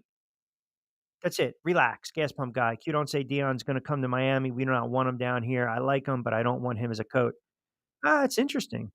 727-858-6650. That's an interesting take. I mean, listen, it's the Dion effect. It's the Dion effect. And he's got it. He's got it. But when the shit hits the fan, then we see who you really are. I hope they do well. I hope they flourish, man. Vince chimes in. It all counts during the resume. One losing season, 3 losses at Jackson State. Got to show a little respect. I'm Vince, appreciate it, pal. I'm giving him respect. All I'm saying, you can't pick and choose. You can't pick and choose, man. And it does bother me that you're banning a guy. I just think that's utterly ridiculous. And Colorado is backing him. Why? Because they know where their bread is buttered. You talk about any coach that's kind of exploded on the scene. Think about this for a moment. Because now Dion's in the spotlight, how come no one's talking about Harbaugh, Michigan? No one's talking about Harbaugh, Michigan, are they? It seems as though that was light years ago. And all the, the penalties that should come down. And all these allegations. And I'll tell you this, people now want to rip down his resume. That's what they want to do. But see, everyone's going to sit there and they're still going to praise Harbaugh because he won. We're not going to tarnish your resume, your legacy. And I said this last year. When he wins, it's a big FU to college football, and he's going right back to the NFL. And that's exactly what he did. I'm not saying he's not a genius. I'm not saying he's this guy wins, man. He's a leader of men. Can't dispute that. Cannot deny it. But all of a sudden, we're going to forget about what transpired, the allegations, the cheating. We want to pick and choose. It goes back to when we talked about pushing your own narrative. We see it all the time when we flip on the tube. See it all the time. See it all the time. You plug in this network, they're praising you know who. You plug in this network, they're crushing you know who. We see it all the time. We see it all the time. I mean, Harbaugh, how do we not sit there and say his legacy is a little tarnished? How do we forget that, right? We want to just gloss over it. Now, if you're talking about his Michigan legacy, it probably depends on who you ask. And everyone thinks, okay, you're leaving the university cold and dry because you knew something, high and dry. We see it all the times in sports, man. We see it all the time. College basketball is notorious. It's notorious. Why do you think some of these head coaches decided, I don't even want to do it anymore because of the one and done? Or what happens when a coach steps down? Usually, you know what follows? The scandal comes out. Or the university's doing a solid and they're giving them an out. Because the last thing the university, they don't want their boosters. They don't want to lose what? Broadcasting rights, TV rights, revenue share. They don't want to lose alumni. They don't want to lose the guys writing out the checks, endorsing the checks, signing the checks, giving them money. So all of a sudden, so-and-so stepped down for personal reasons. And a year later, we find out it's a scandal. Or, hey, you know what? He ran his course. We thank him for his time with the university, and we're still going to pay out his contract. We're still going to give him his 3 years at $25 million guaranteed. Has anyone heard what's going on with Mel Tucker? I mean, has anyone? What's going on with that? Was that not a scandal? Right? And you would think we would hear more about it because if you go back, and I think it was several months ago, he turned around and he won that court fight against the release of text messages. That was a huge story. But where is it now? Buried it. Buried the lead. We got short memories, guys. We got real short memories. Big time short memories. I'm not talking like Arnold Schwarzenegger in Total Recall memory. I'm saying that we have very short memories when it comes to this kind of stuff. I hope Colorado flourishes, man. I hope they friggin' score 35 and give up 40 every single week. Why? Because I am going to just be banging the over. I am just going to be banging the totals when it comes to Colorado. So I'll take it. Fall behind 17. Let this kid throw it 35 times. And you know what I'm just going to keep doing? Cha-ching, cha-ching, cha-ching, cha-ching. Cha-ching, cha-ching, cha-ching, cha-ching. Do you want a receipt? Do you want a receipt? Do you want a receipt? I'm going to bang, bang, bang. And then, yeah, we're going to make some money. But I say, in seriousness, if you win, we don't care what you do. We don't. You ask anyone in Miami right now. Ask anyone in Miami right now with the Hurricanes. Do you, right? I mean, think about this. You're talking about a once proud, storied university. And the expectations are on another level for the Hurricanes this year. They are on another level because everyone's waiting for the other shoe to drop. They are. Everyone's waiting for the other shoe to drop. They're waiting to see, do we trust the head coach? Can we consistently win with the head coach? Is this the year that they put it all together? I like Mario Cristobal. Always have. But again, you got to win this game, man. You have to win this game. And if you sit there and say, who's on the road to rebuild? Is it Miami? Is it Florida? Well, listen, whoever loses tomorrow is in trouble. Because that might send them into a spiral. And you're talking week 1. Now, don't tell the fans that. And I can't give you that playoff mulligan. And I can't give you that consolation prize at the end of the day. But again, I look at this. When you have a 12-team playoff, 1 or 2 losses won't end a team's title hopes. But you're not saying that when it comes to Florida and Miami. You're just not. It is a must-win game for both those schools and universities. It is. It really is. These two, they hate each other, man. They hate each other. And you look at these facilities and these they were behind the facilities. The rosters were underwhelming. Prospects look bad. It's a huge game tomorrow. There is pressure on Miami big time, especially when you're going against an in-state rival, especially when you have some expectations where, hey, we believe you're going to win 9, 10 games. It's right there for you. So you can talk the talk, but you got to be able to walk it. That's all I'm saying. That's all I'm saying. 727-858-6650. Let me hear what you guys are saying. 727-858-6650. A couple more Facebook comments. What do we got here?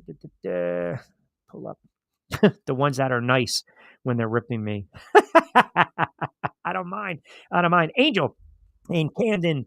How about that? Camden, New Jersey, chiming in. Q. Always loving the football talk, to college football. I'm looking at some of these smaller schools with some of these unders to play. You mentioned the minus, the 110, laying the juice. What's your thoughts sometimes on lines that are double digits? I need a little more context, but I appreciate it.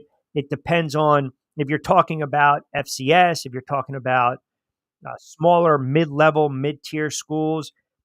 You just got to do your due diligence, man. I wish I can give you a better answer. I mean, if you're talking top 25, where we know we've got players out there, right? Like you heard the segment, hopefully you did, Angel, with the other Angel, which ironic, from Camden, not in Tampa, my Angel, producing the show. If Angel and Camden listen to what Costco and I were talking about, you've got a lot of overblown lines in week 1 in college football. And because it's week 0, week 1, whatever the hell it is, maybe some of these teams that are 21, 22, 25 point underdogs, maybe the game is, let's just say, 30-6 going into the 4th. Let me give you an example. We'll go Iowa and Illinois State. Let's just say Iowa's laying 22, 23.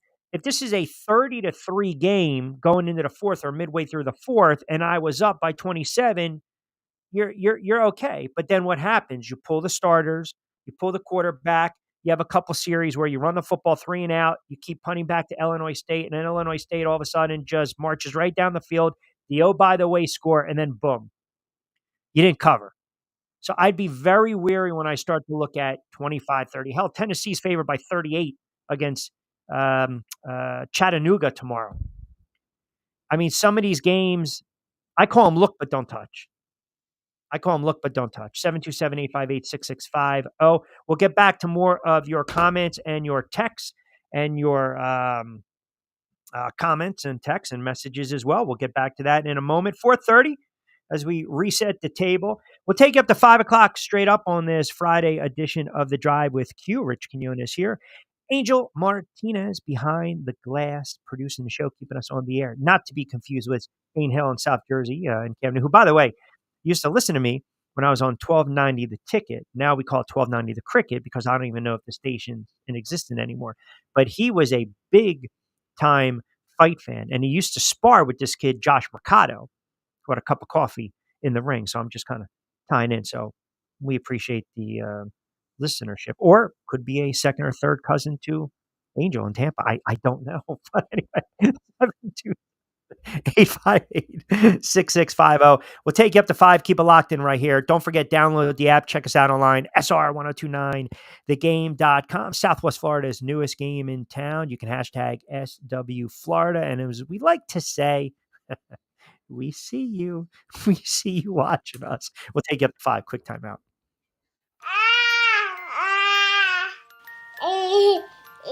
To some people, the sound of a baby babbling doesn't mean much. But that's not necessarily true. By 6 months, they're combining vowels and consonants, By 9 months, they're trying out different kinds of sounds. And by 12 months, their babbling is beginning to take on some meaning. Especially if there's no babbling at all. Little to no babbling by 12 months or later is just one of the possible signs of autism in children. Early screening and intervention can make a lifetime of difference and unlock a world of possibilities. Take the first step at autismspeaks.org. A public service announcement brought to you by Autism Speaks and the Ad Council. The following is made possible by Dad. Why was the basketball court all wet? Because the players kept dribbling all over it. The dad joke. Corny, grown-worthy, but also one of the simplest ways to share a moment with your kids. Why do you have to be careful when it's raining cats and dogs? Because you might step in a poodle. And kids that spend more time with their dads grow up to be smarter, more successful. Can I tell you a cat joke? Just kidding. And with any luck, funnier adults. Why didn't the skeleton go to the dance? Because he didn't have anybody to go with. Dad jokes rule. So take a moment to make a moment and give your kid a laugh. It's as easy as going to fatherhood.gov. Brought to you by the U.S. Department of Health and Human Services and the Ad Council. That's really funny.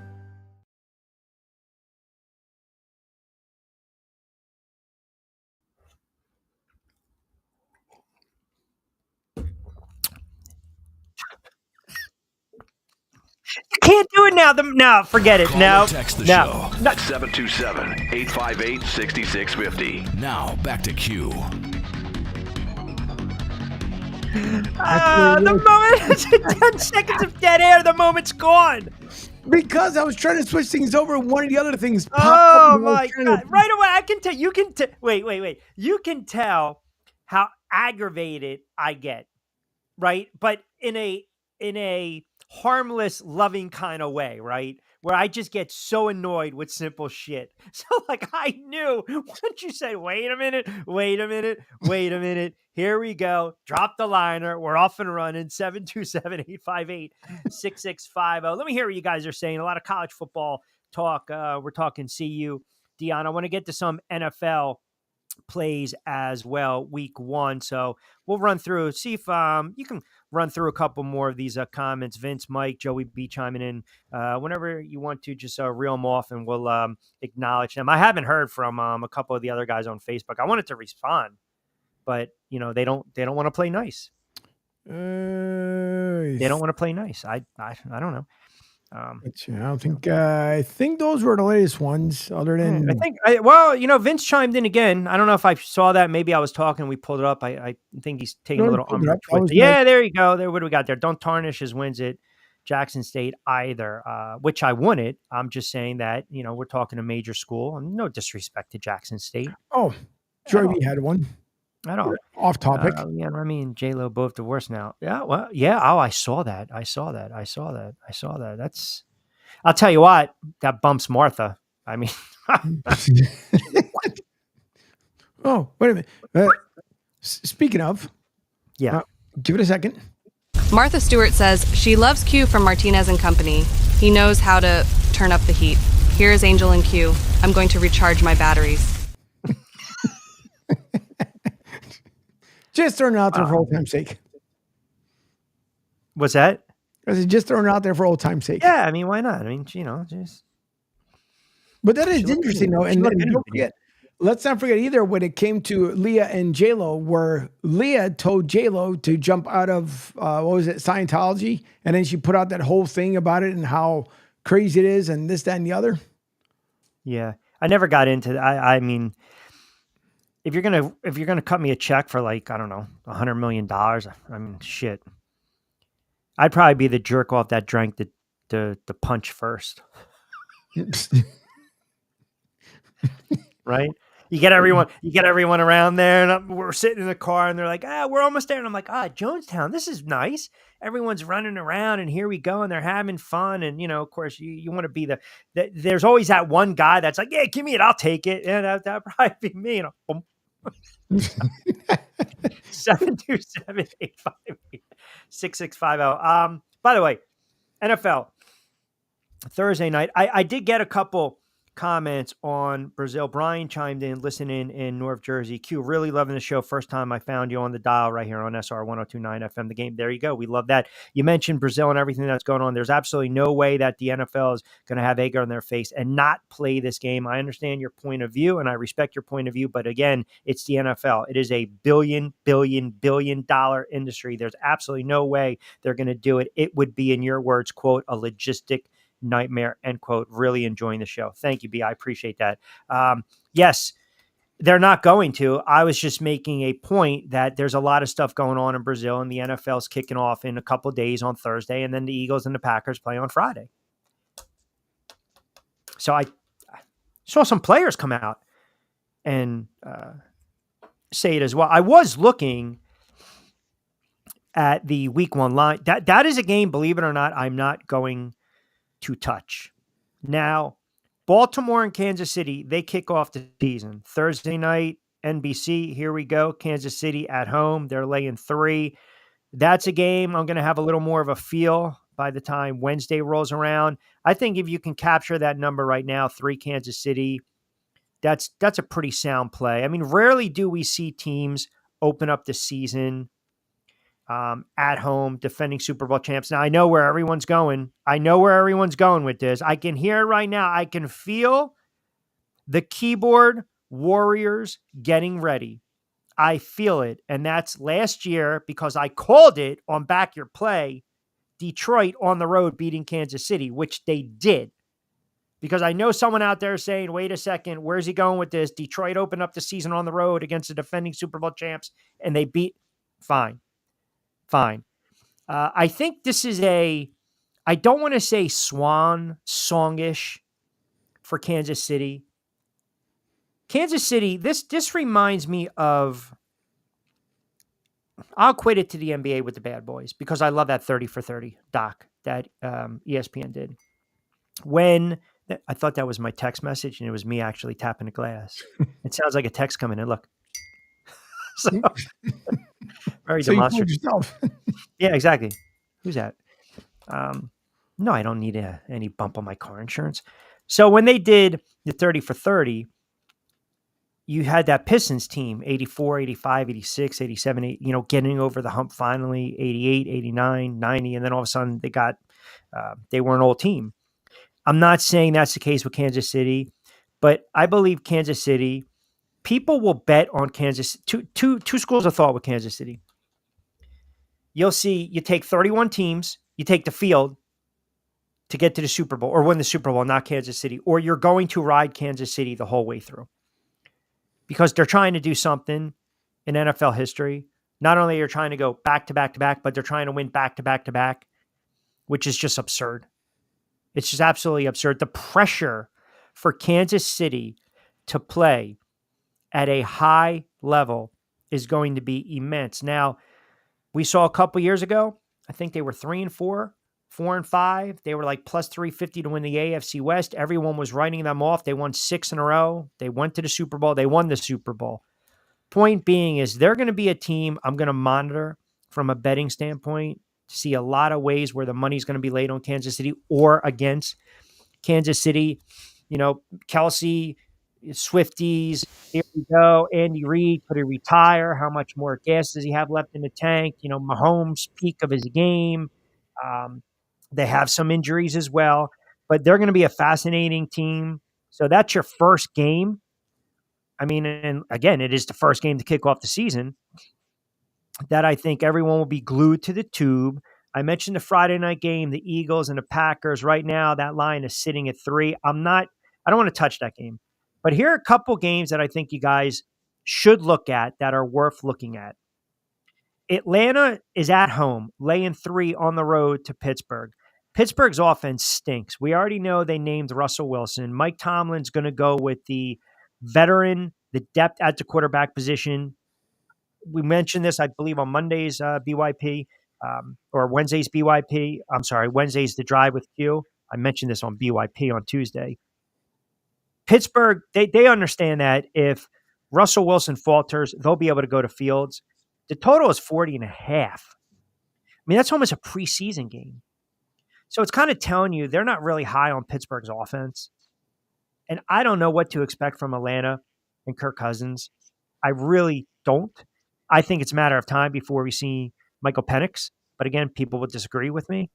But that's a game where I would probably shade towards the under a little bit. If it got to 41.5, I would play the under in that game. The Cardinals and the Bills, I'm not touching. There's too much talk about the Cardinals potentially making a run out of the NFC. And there hasn't been enough talk about Buffalo and the window closing, even though Buffalo's laying 6 at home. You got the Caleb Williams era starts in Tennessee. Chicago, well, I should say it starts in Chicago against Tennessee. Chicago Bears are a 4.5 point favorite to open up a season. Chicago Bears, follow me now. 4.5 point favorite at home against Tennessee. Again, this is one of these games where I say to myself, okay, look at the depth chart of Tennessee. Look at the quarterback positioning. There's going to be a lot of fanfare behind Williams. The Bears faithful, they're in it. They're ready. Here we go. They haven't had a quarterback in years. New England, if you guys listened to me over the last several months, you know by now at nauseum, I think New England is going to be a horrible football team. I don't like the fact that the head coach was kind of playing chess and checkers and just kind of backgammon with the quarterbacking position. Whether it was going to be May, whether it was going to be, I just don't like that. I don't like the fact that you got a young head coach coming out on the record saying this quarterback's out playing that. You never say that, man. You keep that stuff in-house. You do not disclose that information to the friggin' media of all people. You just don't. You don't. And I don't buy for a minute he's trying to leak something to light a spark under one of these quarterbacks' fannies. I don't buy that at all. I don't like the roster. I don't like the fact that the coaching staff was poorly constructed. They just traded Judon. It tells me defensively they're not going to be the team that can hold teams under 20, 23 points. That is a game I'm looking at. If you're Cincinnati, if you're worth your salt, you go out and you blow them out by 17, and I know they're laying 9 already. Texans and the Colts. Houston's laying 3. I don't have a feel for that one. For the Miami audience, Jacksonville and Miami, there's a lot of fanfare behind Miami. Tua, the contract. Lawrence got paid as well. Miami's laying 3. That might be a fun game to just watch from an offensive standpoint. Right now, it's at 49.5. That's the total. I can see a 27, 24, 28, 26, 31, 24 type of game. Here's a game that I'm looking, I'm not touching, right? I'm looking, I'm not touching. It's like, when you go to a strip club, you get the couch dance. I mean, come on, guys. What do they tell you? You can look. You don't touch. You got to go back in the champagne room where, rule of thumb, the wallet's in the front. So that is a game. I know Joey B is going to come in with some wise ass comment. But anyway, Panthers and the Saints, look but don't touch. The Giants were like a home favorite, and now they're dogs at home to open up the season against Minnesota. I mean, if someone told me you can profit off the Giant losses, from a gambling standpoint, yes. From a fan standpoint, I already know they're going to stink. That's a game I don't really have a feel on right now. Early on, Raiders and the Chargers. It's going to be a fun division in the AFC West. New look Chargers, Raiders, Pierce. They slapped the interim tag on him. The Raiders are getting for Denver and Seattle. Here you go. You got Seattle 5.5. You got a rookie quarterback. What did we say about rookie quarterbacks making their debut on the road? Denver's going with Bo Nix, right? Going with Bo Nix. So that's something to watch as well. Jovan, take that under 41.5 on Giants and Mini, and maybe the under on the Giants total team offense. Jovan, who we're going to have on during the season, is like me. We are not fans of Daniel Nichols. We are not. I'm not. I like Daniel Jones. I think he's a nice kid. I think he's a talented quarterback, but he's just too sporadic and inconsistent and injury prone. 41. If the Giants lose that game, I'll go on the record right now. If the Giants open up the season and they get embarrassed by Minnesota at home and Daniel Jones struggles, you'll have 1 week where they're going to say get rid of the head coach and bench the quarterback. Mark my words on that one. Dallas against Cleveland. Obviously, Dallas with the big news, CD. A lot of people think Dallas is taking a major step back. Cleveland, quarterback, man. Quarterback, Deshaun Watson, is he going to be engaged or what? They're laying 2.5 at home. New look, Washington Commanders at your Tampa Bay Buccaneers. Bucks a 3.5-point home favorite. Again, rookie quarterback on the road. Rams and the Lions. That might, yeah, go ahead, Angel. I'm sorry. No. Go ahead. Okay. I got 2 more for you. Rams and the Lions. That also might be a look, but don't touch. I might actually, I want that under to dip to 48, 49. I think it's going to sit and hover right around 49, 50. It's at 50.5. If it was 49, I would play the over. And then the Jets and the 49ers, which might be the most intriguing matchup of the weekend because everyone is, riding the Jets and Aaron Rodgers. Everyone is. Everyone is on the Jets, Aaron Rodgers. Here we go. This is it. Defense. They're going to make a run. Robert Salah, boom. Aaron Rodgers got the whale sperm, smoked and joked. Buddha this, Buddha that. Rub it on the ankle, rub it on the Achilles, start to sling it. Bam. No. And then you've got 49ers that are already coming in as a banged up team. So that's kind of your sneak peek look at week 1. In the By NFL. the way, did you say, 2 things. One is we're probably getting, looking out the studio window here, about, I would say on average, about 5 lightning strikes within like 2 minutes. So it's, if I would turn the camera the other way, then everybody would see outside the studio window here. But did you see that obviously, it was going to last long. Why did anybody think that Aaron Rodgers was going to change his ways from Green Bay over to New York, where now the articles are finally coming out and saying, he's the same old, just put in the new car and the used car tires and keep it going. I said it last March. I've been saying it for 10 years now. It's who he is. Mm-hmm. He's a Hall of Fame quarterback. He's a great quarterback. Well, he was a great quarterback. Can you guys really see a scenario where Aaron Rodgers turns back the clock? Nope. Aaron Rodgers, what he did last year, I think, is a disgrace. He basically toyed with the New York media and he toyed with the Jet fans saying it's going to be the best comeback ever. I'm coming back. I'm just rubbing the Robitussin on the foot. Here we go. After 6 weeks, 2 months, whatever the hell it was. Doctors were never signing off on that. He wasn't coming back to save the Jets. It wasn't happening. But he kept saying, he kept pushing, he kept basically making it seem like he was going to come back and save the Jets, and he wasn't. And when you do something like that and you mind F with the fan base. I mean, listen, they shouldn't have brought back that head coach. Yep. They are going to understand you cannot put all your eggs in one basket. You can't do that. So you can't do that in life, man. You got to have plan B, plan C, plan D. You got to have backup plans. I know sometimes we sit there and say, man, you're going all in. We're going all in. We're making a move for this guy, the Rams, Stafford. It worked.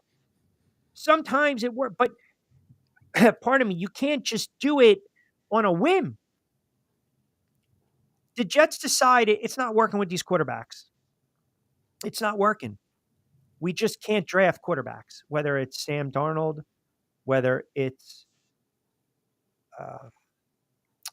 Zach Wilson. We're just bad at drafting quarterbacks. So now we have to make a splash. We need to get someone who we know can do a couple things, right? Inject life into this offense. inject a spark into this franchise. And thirdly, and lastly, and most importantly, Angel, bring credibility to Gang Green. And that's why they went out and they got Aaron Rodgers. I mean, I bet you if you gave truth serum to Aaron Rodgers, he would have endured all the nonsense in Green Bay, even though he kept that franchise and fan base at bay. He had him dangling. Aaron Rodgers now has to go out, and Aaron Rodgers has to perform. I mean, there's no question about it. He's got to go out and ball. If he doesn't, then that's an issue. That is a major, major, major issue if he doesn't do that. And people are going to look back and say, well, give him a pass because he's coming off it. No. He does not get a pass at all because of half the nonsense over the last year. It's like that guy, and we've all had one, right? You know, the guy that comes to your job, right? I'm trying to, without pissing people off, but we've all worked or have had jobs before. You know, I like the 9-to-5 crap doesn't fly with me, but you've had to have jobs, right? And there's always that new guy that comes to work. And he is just, you know, he's the rah-rah guy, the drinking the Kool-Aid, the guy when, if you had like the corporate reading or you have like, the after hours, he's got to be the life of the party, whatever, man. It's like, shut up. He's like, I'm coming in, I'm making this great, man. How long have you worked here? This is awesome. Yo, man, tell me about what you do. Hey, can you imagine that? You think I should get on John's good side? Maybe I can get it promoted. Yo, I'm staying to 5:30 on a Friday. I'm coming back in on a weekend. Here we go. We all know who that guy is. We all know. He is a jerk off. We cannot take that guy. We can't. He is a prick. We sit there and we turn around. We're like, yo, man, this dude is getting my last effing. He's the one that, hey, man, someone's got the case of the Mondays. No, man, get out of here. You haven't, that's the phrase. You haven't had a cup of coffee. You've had a cup of coffee at this. So don't tell me my business. Don't tell me about TPS reports. Don't tell me this. Don't tell me that. Don't tell me any of that stuff. You guys know I love the movie. I don't want to hear that stuff, right? I don't want to stick them in there, give them a stapler. Don't give them a piece of birthday cake. And that's it when you have your parties on a Friday. That's Aaron Rodgers. Aaron Rodgers comes to New York with all the pedigree and all the fanfare. And then this freaking guy gets hurt. 4 snaps in. It's like the dude that goes through 2 weeks of training and you never hear from him again. Like there's no equity built up. There's no body of work with the franchise. But they felt they needed to make a move to what? Not compete with the Giants, maybe steal the back pages, but hey, man, here's a guy that wants out of Green Bay. We think he's got some gas left in the tank. We believe he's got some gas left in the tank and he's going to perform. And it hasn't panned out. Now, when you say all those things and you act like you've been there for a little more than a cup of coffee, now you've got to what? We start the show talking about it. You've got to back it up. You've got to back it up, right? You got to back your play. And if he doesn't, and if it goes south, you're going to see Aaron Rodgers retired. You're going to see Douglas, the GM, fired. You're going to see Robert Saleh out of a job. And that's where we're at with the New York Jets. TPS reports. It's not that I don't really want to do the work. Yeah, I'm going to go ahead and need you to come in on. Yeah, it's not that I want to do the work. It's just, I've got 3 bosses, three bosses. That would drive me absolutely friggin' insane. By the way, I wanted to, before we get out of here, this is the beauty of doing what we do because we can bleed over. Sure can. 5 o'clock. So I wanted to spend a couple moments. That's really, I know we go from, we have a lot of fun on the show, but the whole situation with Johnny Gaudreau and his brother that were killed in the car bike crash. That is a brutal. The Columbus Blue Jackets. I mean, this kid was a hell of a player. It's horrible. Him and his brother, I believe.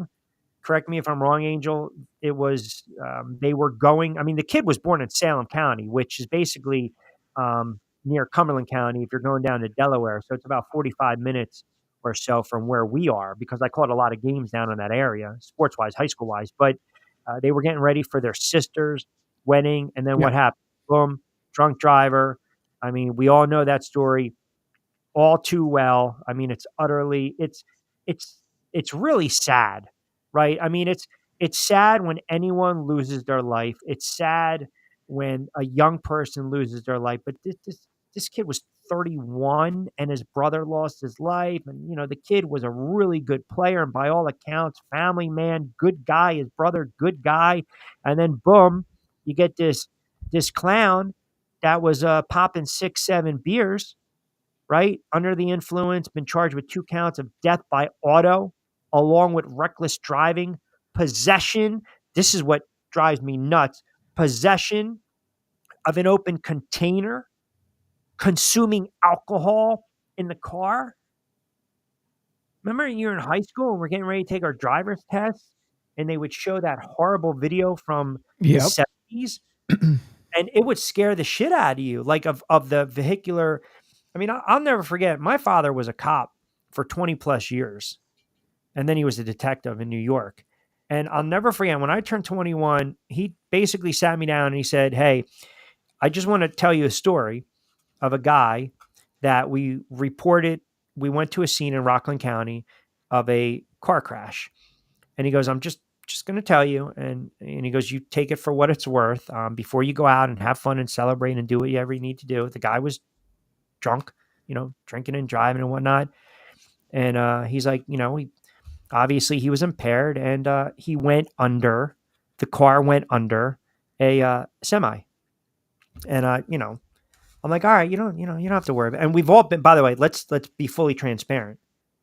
We've all been guilty of it. We've had 1 or 2 and we've got behind the wheel. And obviously at this point of my life, I don't do any of that stuff anymore, but we were all dumb and foolish. And sometimes, you know, you look and you kind of laugh about it and say, oh man, I can't believe how the hell did we get home? And point being is, you know, he's telling me the story and he's like, you know, the crime scene was pretty graphic and, you know, cops were getting sick, you know, they were throwing up. And I said, you know, I'm sure the guy was pretty messed up. And my father's like, no. He got decapitated.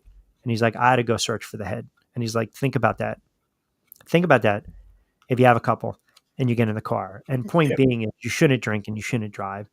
You know, it's just, you got Uber, you got taxis, you got friends, but obviously this guy decided I'm going to get behind the wheel of an automobile. And now we've got lives, 2 loss of lives, families, 3 lives ruined because you got to count this guy, right? Because I mean, what are you thinking? 15 to 20 plus? I don't know. In New Jersey, it happened in New Jersey. He's going to get life in prison. Who knows? But it's a sad story, man. It is. And it just, again, it speaks to once again, you know, just how you just cannot take anything for granted. Yep. No, but that's the whole thing though. You'd hope that they actually, I don't think the guy should live because you took away 2 lives, number one. But the other thing is too, with this new society where they just slap you in the hand and tell you, listen, just give me 30 days and you're out. I hope not. I really don't. No, that's not. I mean, if you think for 1 minute that, listen, no, Angel, your governor, okay, is not the smoothest cat in the world, and he's let a lot of stuff go. Hey, listen. I am not disputing that at all. I mean, please, who the frig you telling? I had to listen to this clown when we were going through COVID and wax poetic and basically tell me that it wasn't raining outside. Right. And I looked outside and it was friggin' raining cats. And I don't trust him as far as I can throw him. I get it.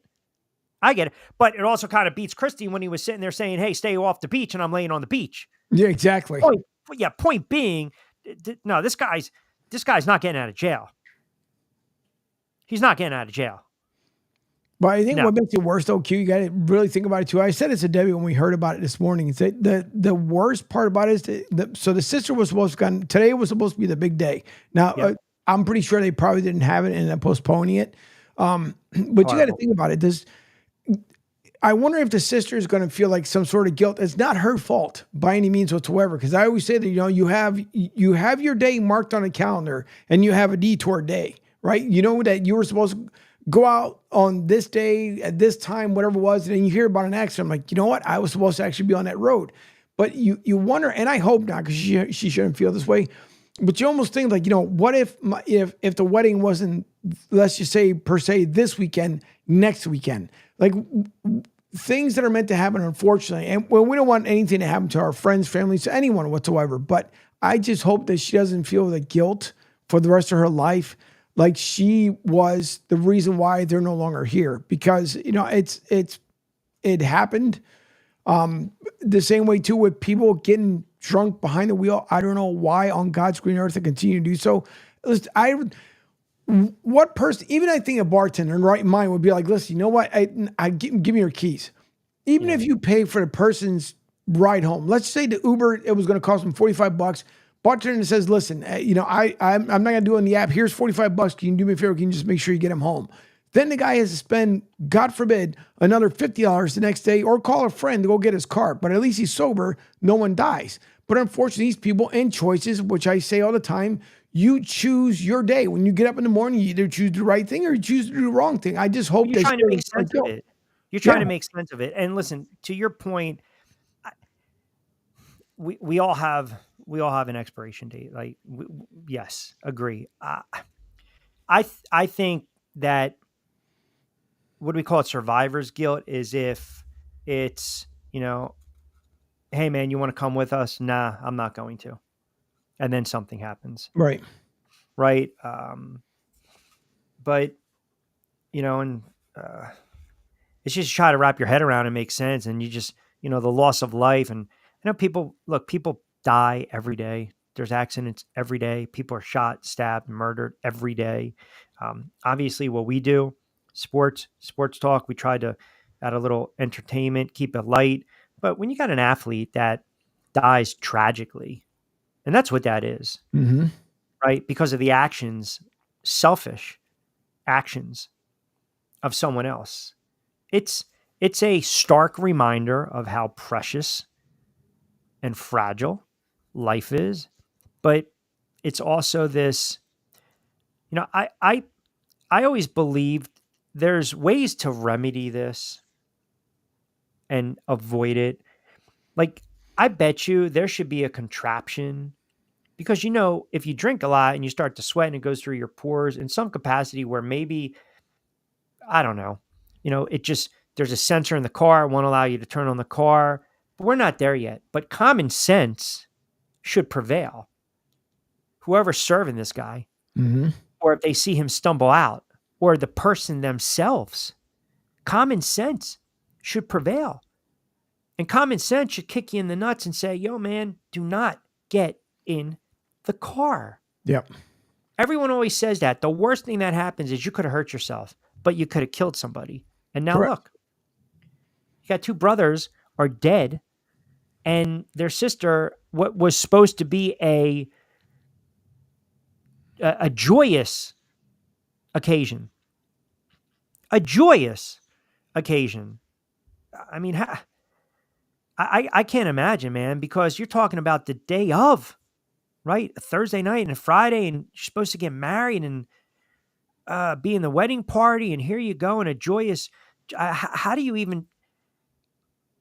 It's like, even when that day comes, I mean, I don't know if it was postponed or not. I haven't read any updates on that, and the family's business is their business, but there's always going to be that speck of you're going to look across and your two brothers aren't there, and they were supposed to celebrate with you, and that's what makes it just gut wrenching, just absolutely heartbreaking. Where it's supposed to be her day, right? Because it is always about the bride, not the groom, her day, and now it's going to be this unfortunate, hopefully not for the rest of her life, sad reminder of those that weren't there. Why? Because of the actions of one selfish individual. I mean, if that's me, listen, I'm, you can get into certain punishments when it comes to the law, right?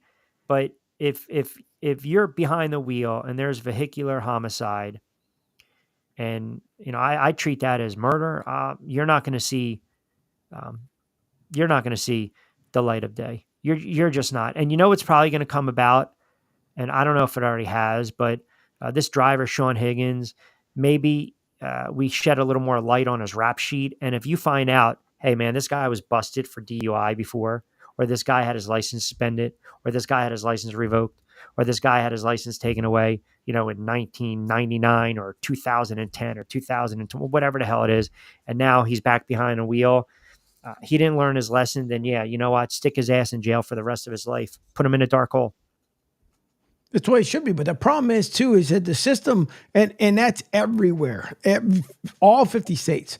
The bad part that they have is that they know, like here in Florida, first offense, it's like 75 years on your license, period. It's not negotiable. It's just the way it is.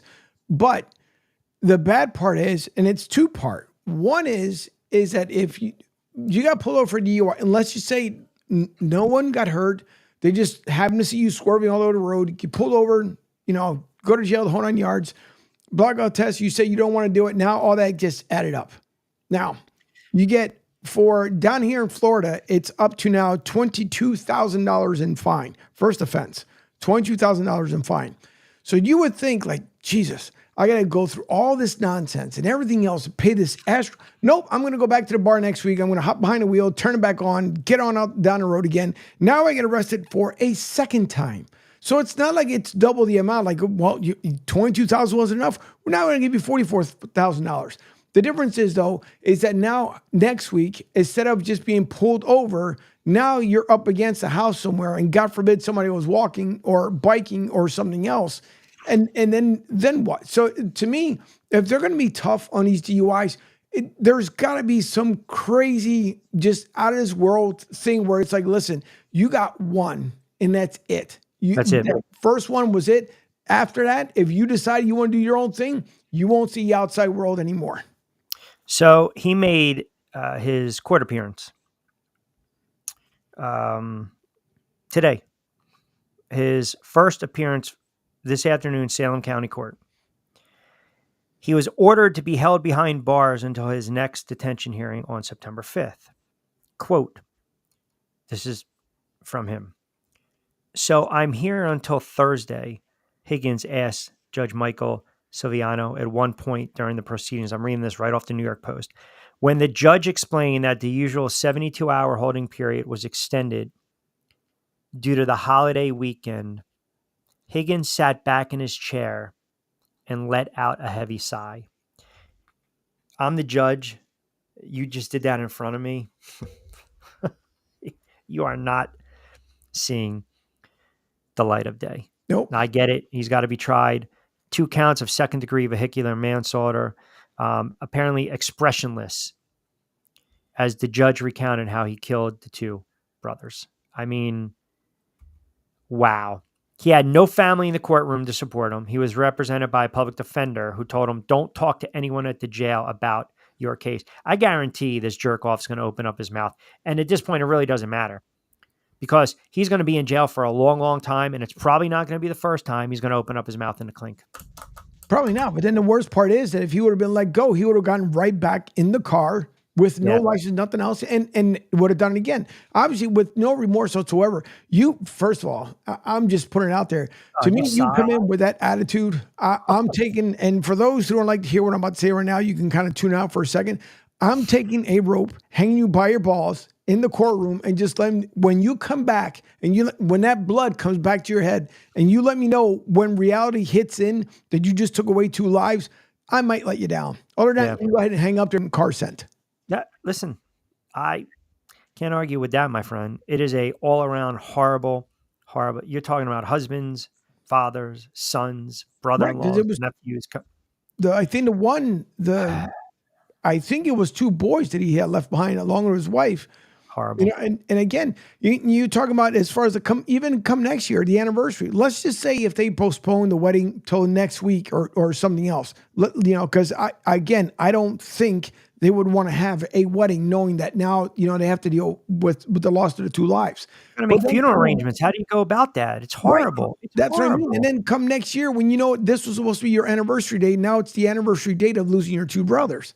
That's why these people, listen, folks, that go out there and they just drink and they don't care. They got busted for the 18th time, just like the criminal who gets arrested, puts in the jail for 24 hours, lets back and goes right back into the same exact crime. I mean, there's nothing in this world that you can, and people say, well, they should get a mental health check. What mental health? They don't know what the hell that is because they don't care.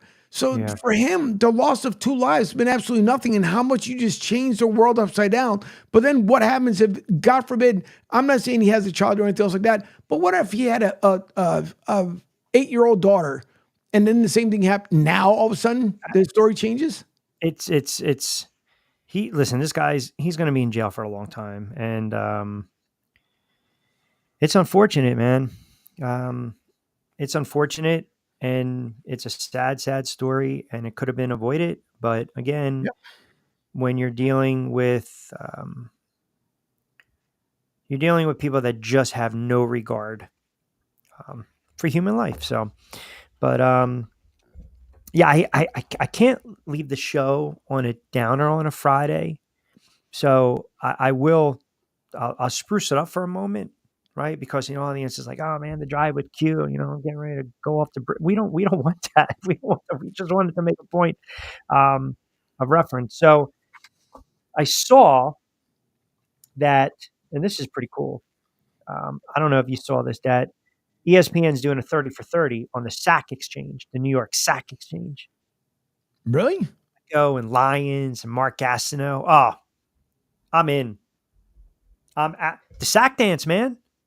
The sack dance, Mark Gastineau used to piss off everyone when he used to do sack. But the reason I bring it up is because I went back and I told you, I just can't let anything go. So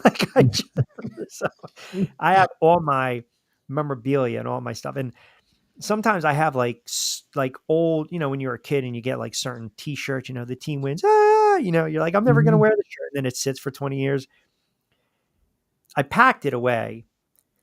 Because I'm trying to get organized, but I might have to disclose and show it during the football season. It was it's a shirt that says the SAC Club, and it's from the 1986 Giants, and it's Lawrence Taylor and Carl Banks. And then for some reason, I don't know who the hell gave me this shirt because I would never wear it. I have one that says the Brady Bunch, and it's the 2001 Patriots. Holy crap. Oh, no. It's not extra large. I'm just letting you know. So I might. Is that the Carl Banks of Bel Air? No. That's Carlton Banks. Okay. Yeah. Right church, wrong pew. That's Carl Banks, great linebacker. Yeah. Giants, many years. Yeah. You can argue should be in the Hall of Fame as opposed to Alfonso Ribeiro. Correct. The breakdancing GIFs that are out on the internet. I can literally spend 10 hours watching this Australian girl do her things. Like one of them was when you're trying to get under the car to change. Yep, I saw that one. Did I send you? I think you did, but yeah, there's so many. There's one. So there was one.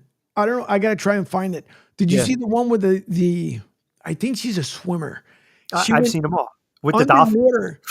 No. She went underwater with heels on, and she's doing the whole routine underwater. I'm like, are you kidding me? We'll leave you out on that. Check out social media for that. All right, we got to start wrapping up. As always, we want to remind you, don't forget, start the week off. Pete Shepard Show, 7 to 10, Monday to Friday. Martinez and Company, Monday, Wednesday, and Friday. Myself, The Drive with Q, Monday, Wednesday, Friday, from 3 to 5. We'll be re-airing on demand on Monday, Labor Day. And then we'll be back in the saddle Wednesday, Pete on Tuesday, Lloyd Vance, Jonathan Marshall, the whole kit and caboodle, a lot of NFL stuff, a lot of college football. We'll post the plays as well. As Angel mentioned, check out SR1029thegame.com. We've got our CSN bets, and then you can also check out the contest as well. That's pretty much, if you scroll down on the homepage and you go right through our audio, our menu, it'll say the Pigskin Pick'em presented by ESPN Bet. You guys can check that out as well. Good stuff from Nick Costco. Appreciate him jumping on board. Angel Martinez behind the glass producer show, keeping us on the air. You guys were fantastic today. I mean, the eyeballs are just insane on X. on Facebook, and you guys commenting and taking the time to listen for 2+ hours. Greatly appreciated. You have a good Labor Day, my friend. Is this a relaxing weekend? You're not, Labor Day. It almost seems like guys like us of the Hispanic persuasion, we should be working outside on a Monday. Yeah, well, no, it's not a R&R type weekend. It's getting ready for football, get more stuff. Oh, you have anything with soccer this weekend? Volleyball, soccer? So no volleyball. So the ladies are traveling. The first volleyball game is not almost till like mid-September here at USF. The women's soccer traveled away. So they went to Kansas. They drew a draw last night, 1-1. So they are now 3-1-1. So technically they're on a 4-game win streak, but with the draw, it's neither here nor there. The men end up getting their first win, their first dub, 2-0 last night as well. So which was really, really good. But yeah, the teams will be back on Monday, I believe, back in action. I have to double check again. So yeah, it won't be it won't be a R&R type weekend. Hopefully tomorrow will be an RR type day. But the rest of the weekend will be stuff to line up. And then basketball is coming up. The ladies for the lacrosse team at USF, they're ramping up. Basketball? Talking October. Yeah, but they started the men and women started practicing already for USF. Oh my God. Yeah, that's underway. There is a lot going on here. So I'm going to be freaking busy. I need like 15 assistants. So anybody by all means want to put yourselves all over the place. And then Tampa Bay Sun Football Club is off this weekend as they travel on the road. They'll be back the following weekend for Hispanic Heritage Weekend. Yes. Yeah, there's going to be music, food. There's going to be all kinds of fun stuff down there. You guys, your tickets are still available. If you want to go to TampaBaySunFC.com and pick up your tickets. Yes. I do want to mention, I'm going to be dropping more BYPs, but check out on the Rich Q on Q, my YouTube channel, the recent article I did, Double Jab, Bree Howling, who's fighting tonight as we speak on the Zone at the Caribe Royale in Orlando, 7-0. Good-looking young fighter, very talented, and maybe one of the faces of women's boxing going forward. So that's on the most recent edition of Double Jab podcast from our good friends. Really good interview. What's that? That was a really good interview. Thank you. She was an easy interview. I mean, she was very engaging, and when they open up like that, they make it a lot easier, and we just kind of have fun and just to talk boxing in a career and how I mispronounce cities in Canada, and she had to correct me, and that's what I'm here for. So, all right, my friend, you have a wonderful, wonderful weekend. And again, we appreciate everyone chiming in. You guys are just fantastic. Listening in we're finding out you guys are coming in from Miami, from Tampa, Orlando, New Jersey, New York, Pennsylvania, Boston. It's fantastic. Keep it rolling. Do us a favor, download the Sports Radio 102.9 FM app. Check out the line, again, SR1029thegame.com. Just put it into your favorites. Follow us on social media, also at CSN Florida. For Angel Martinez, Nick Costco jumping on board in 3:30 hour. I'm Rich Quinones. Everyone have a wonderful Sports Friday. Back in the saddle on Wednesday. Enjoy your extended Labor Day weekend. Be safe, be sound, take care of each other. And as always, hasta luego, buen día.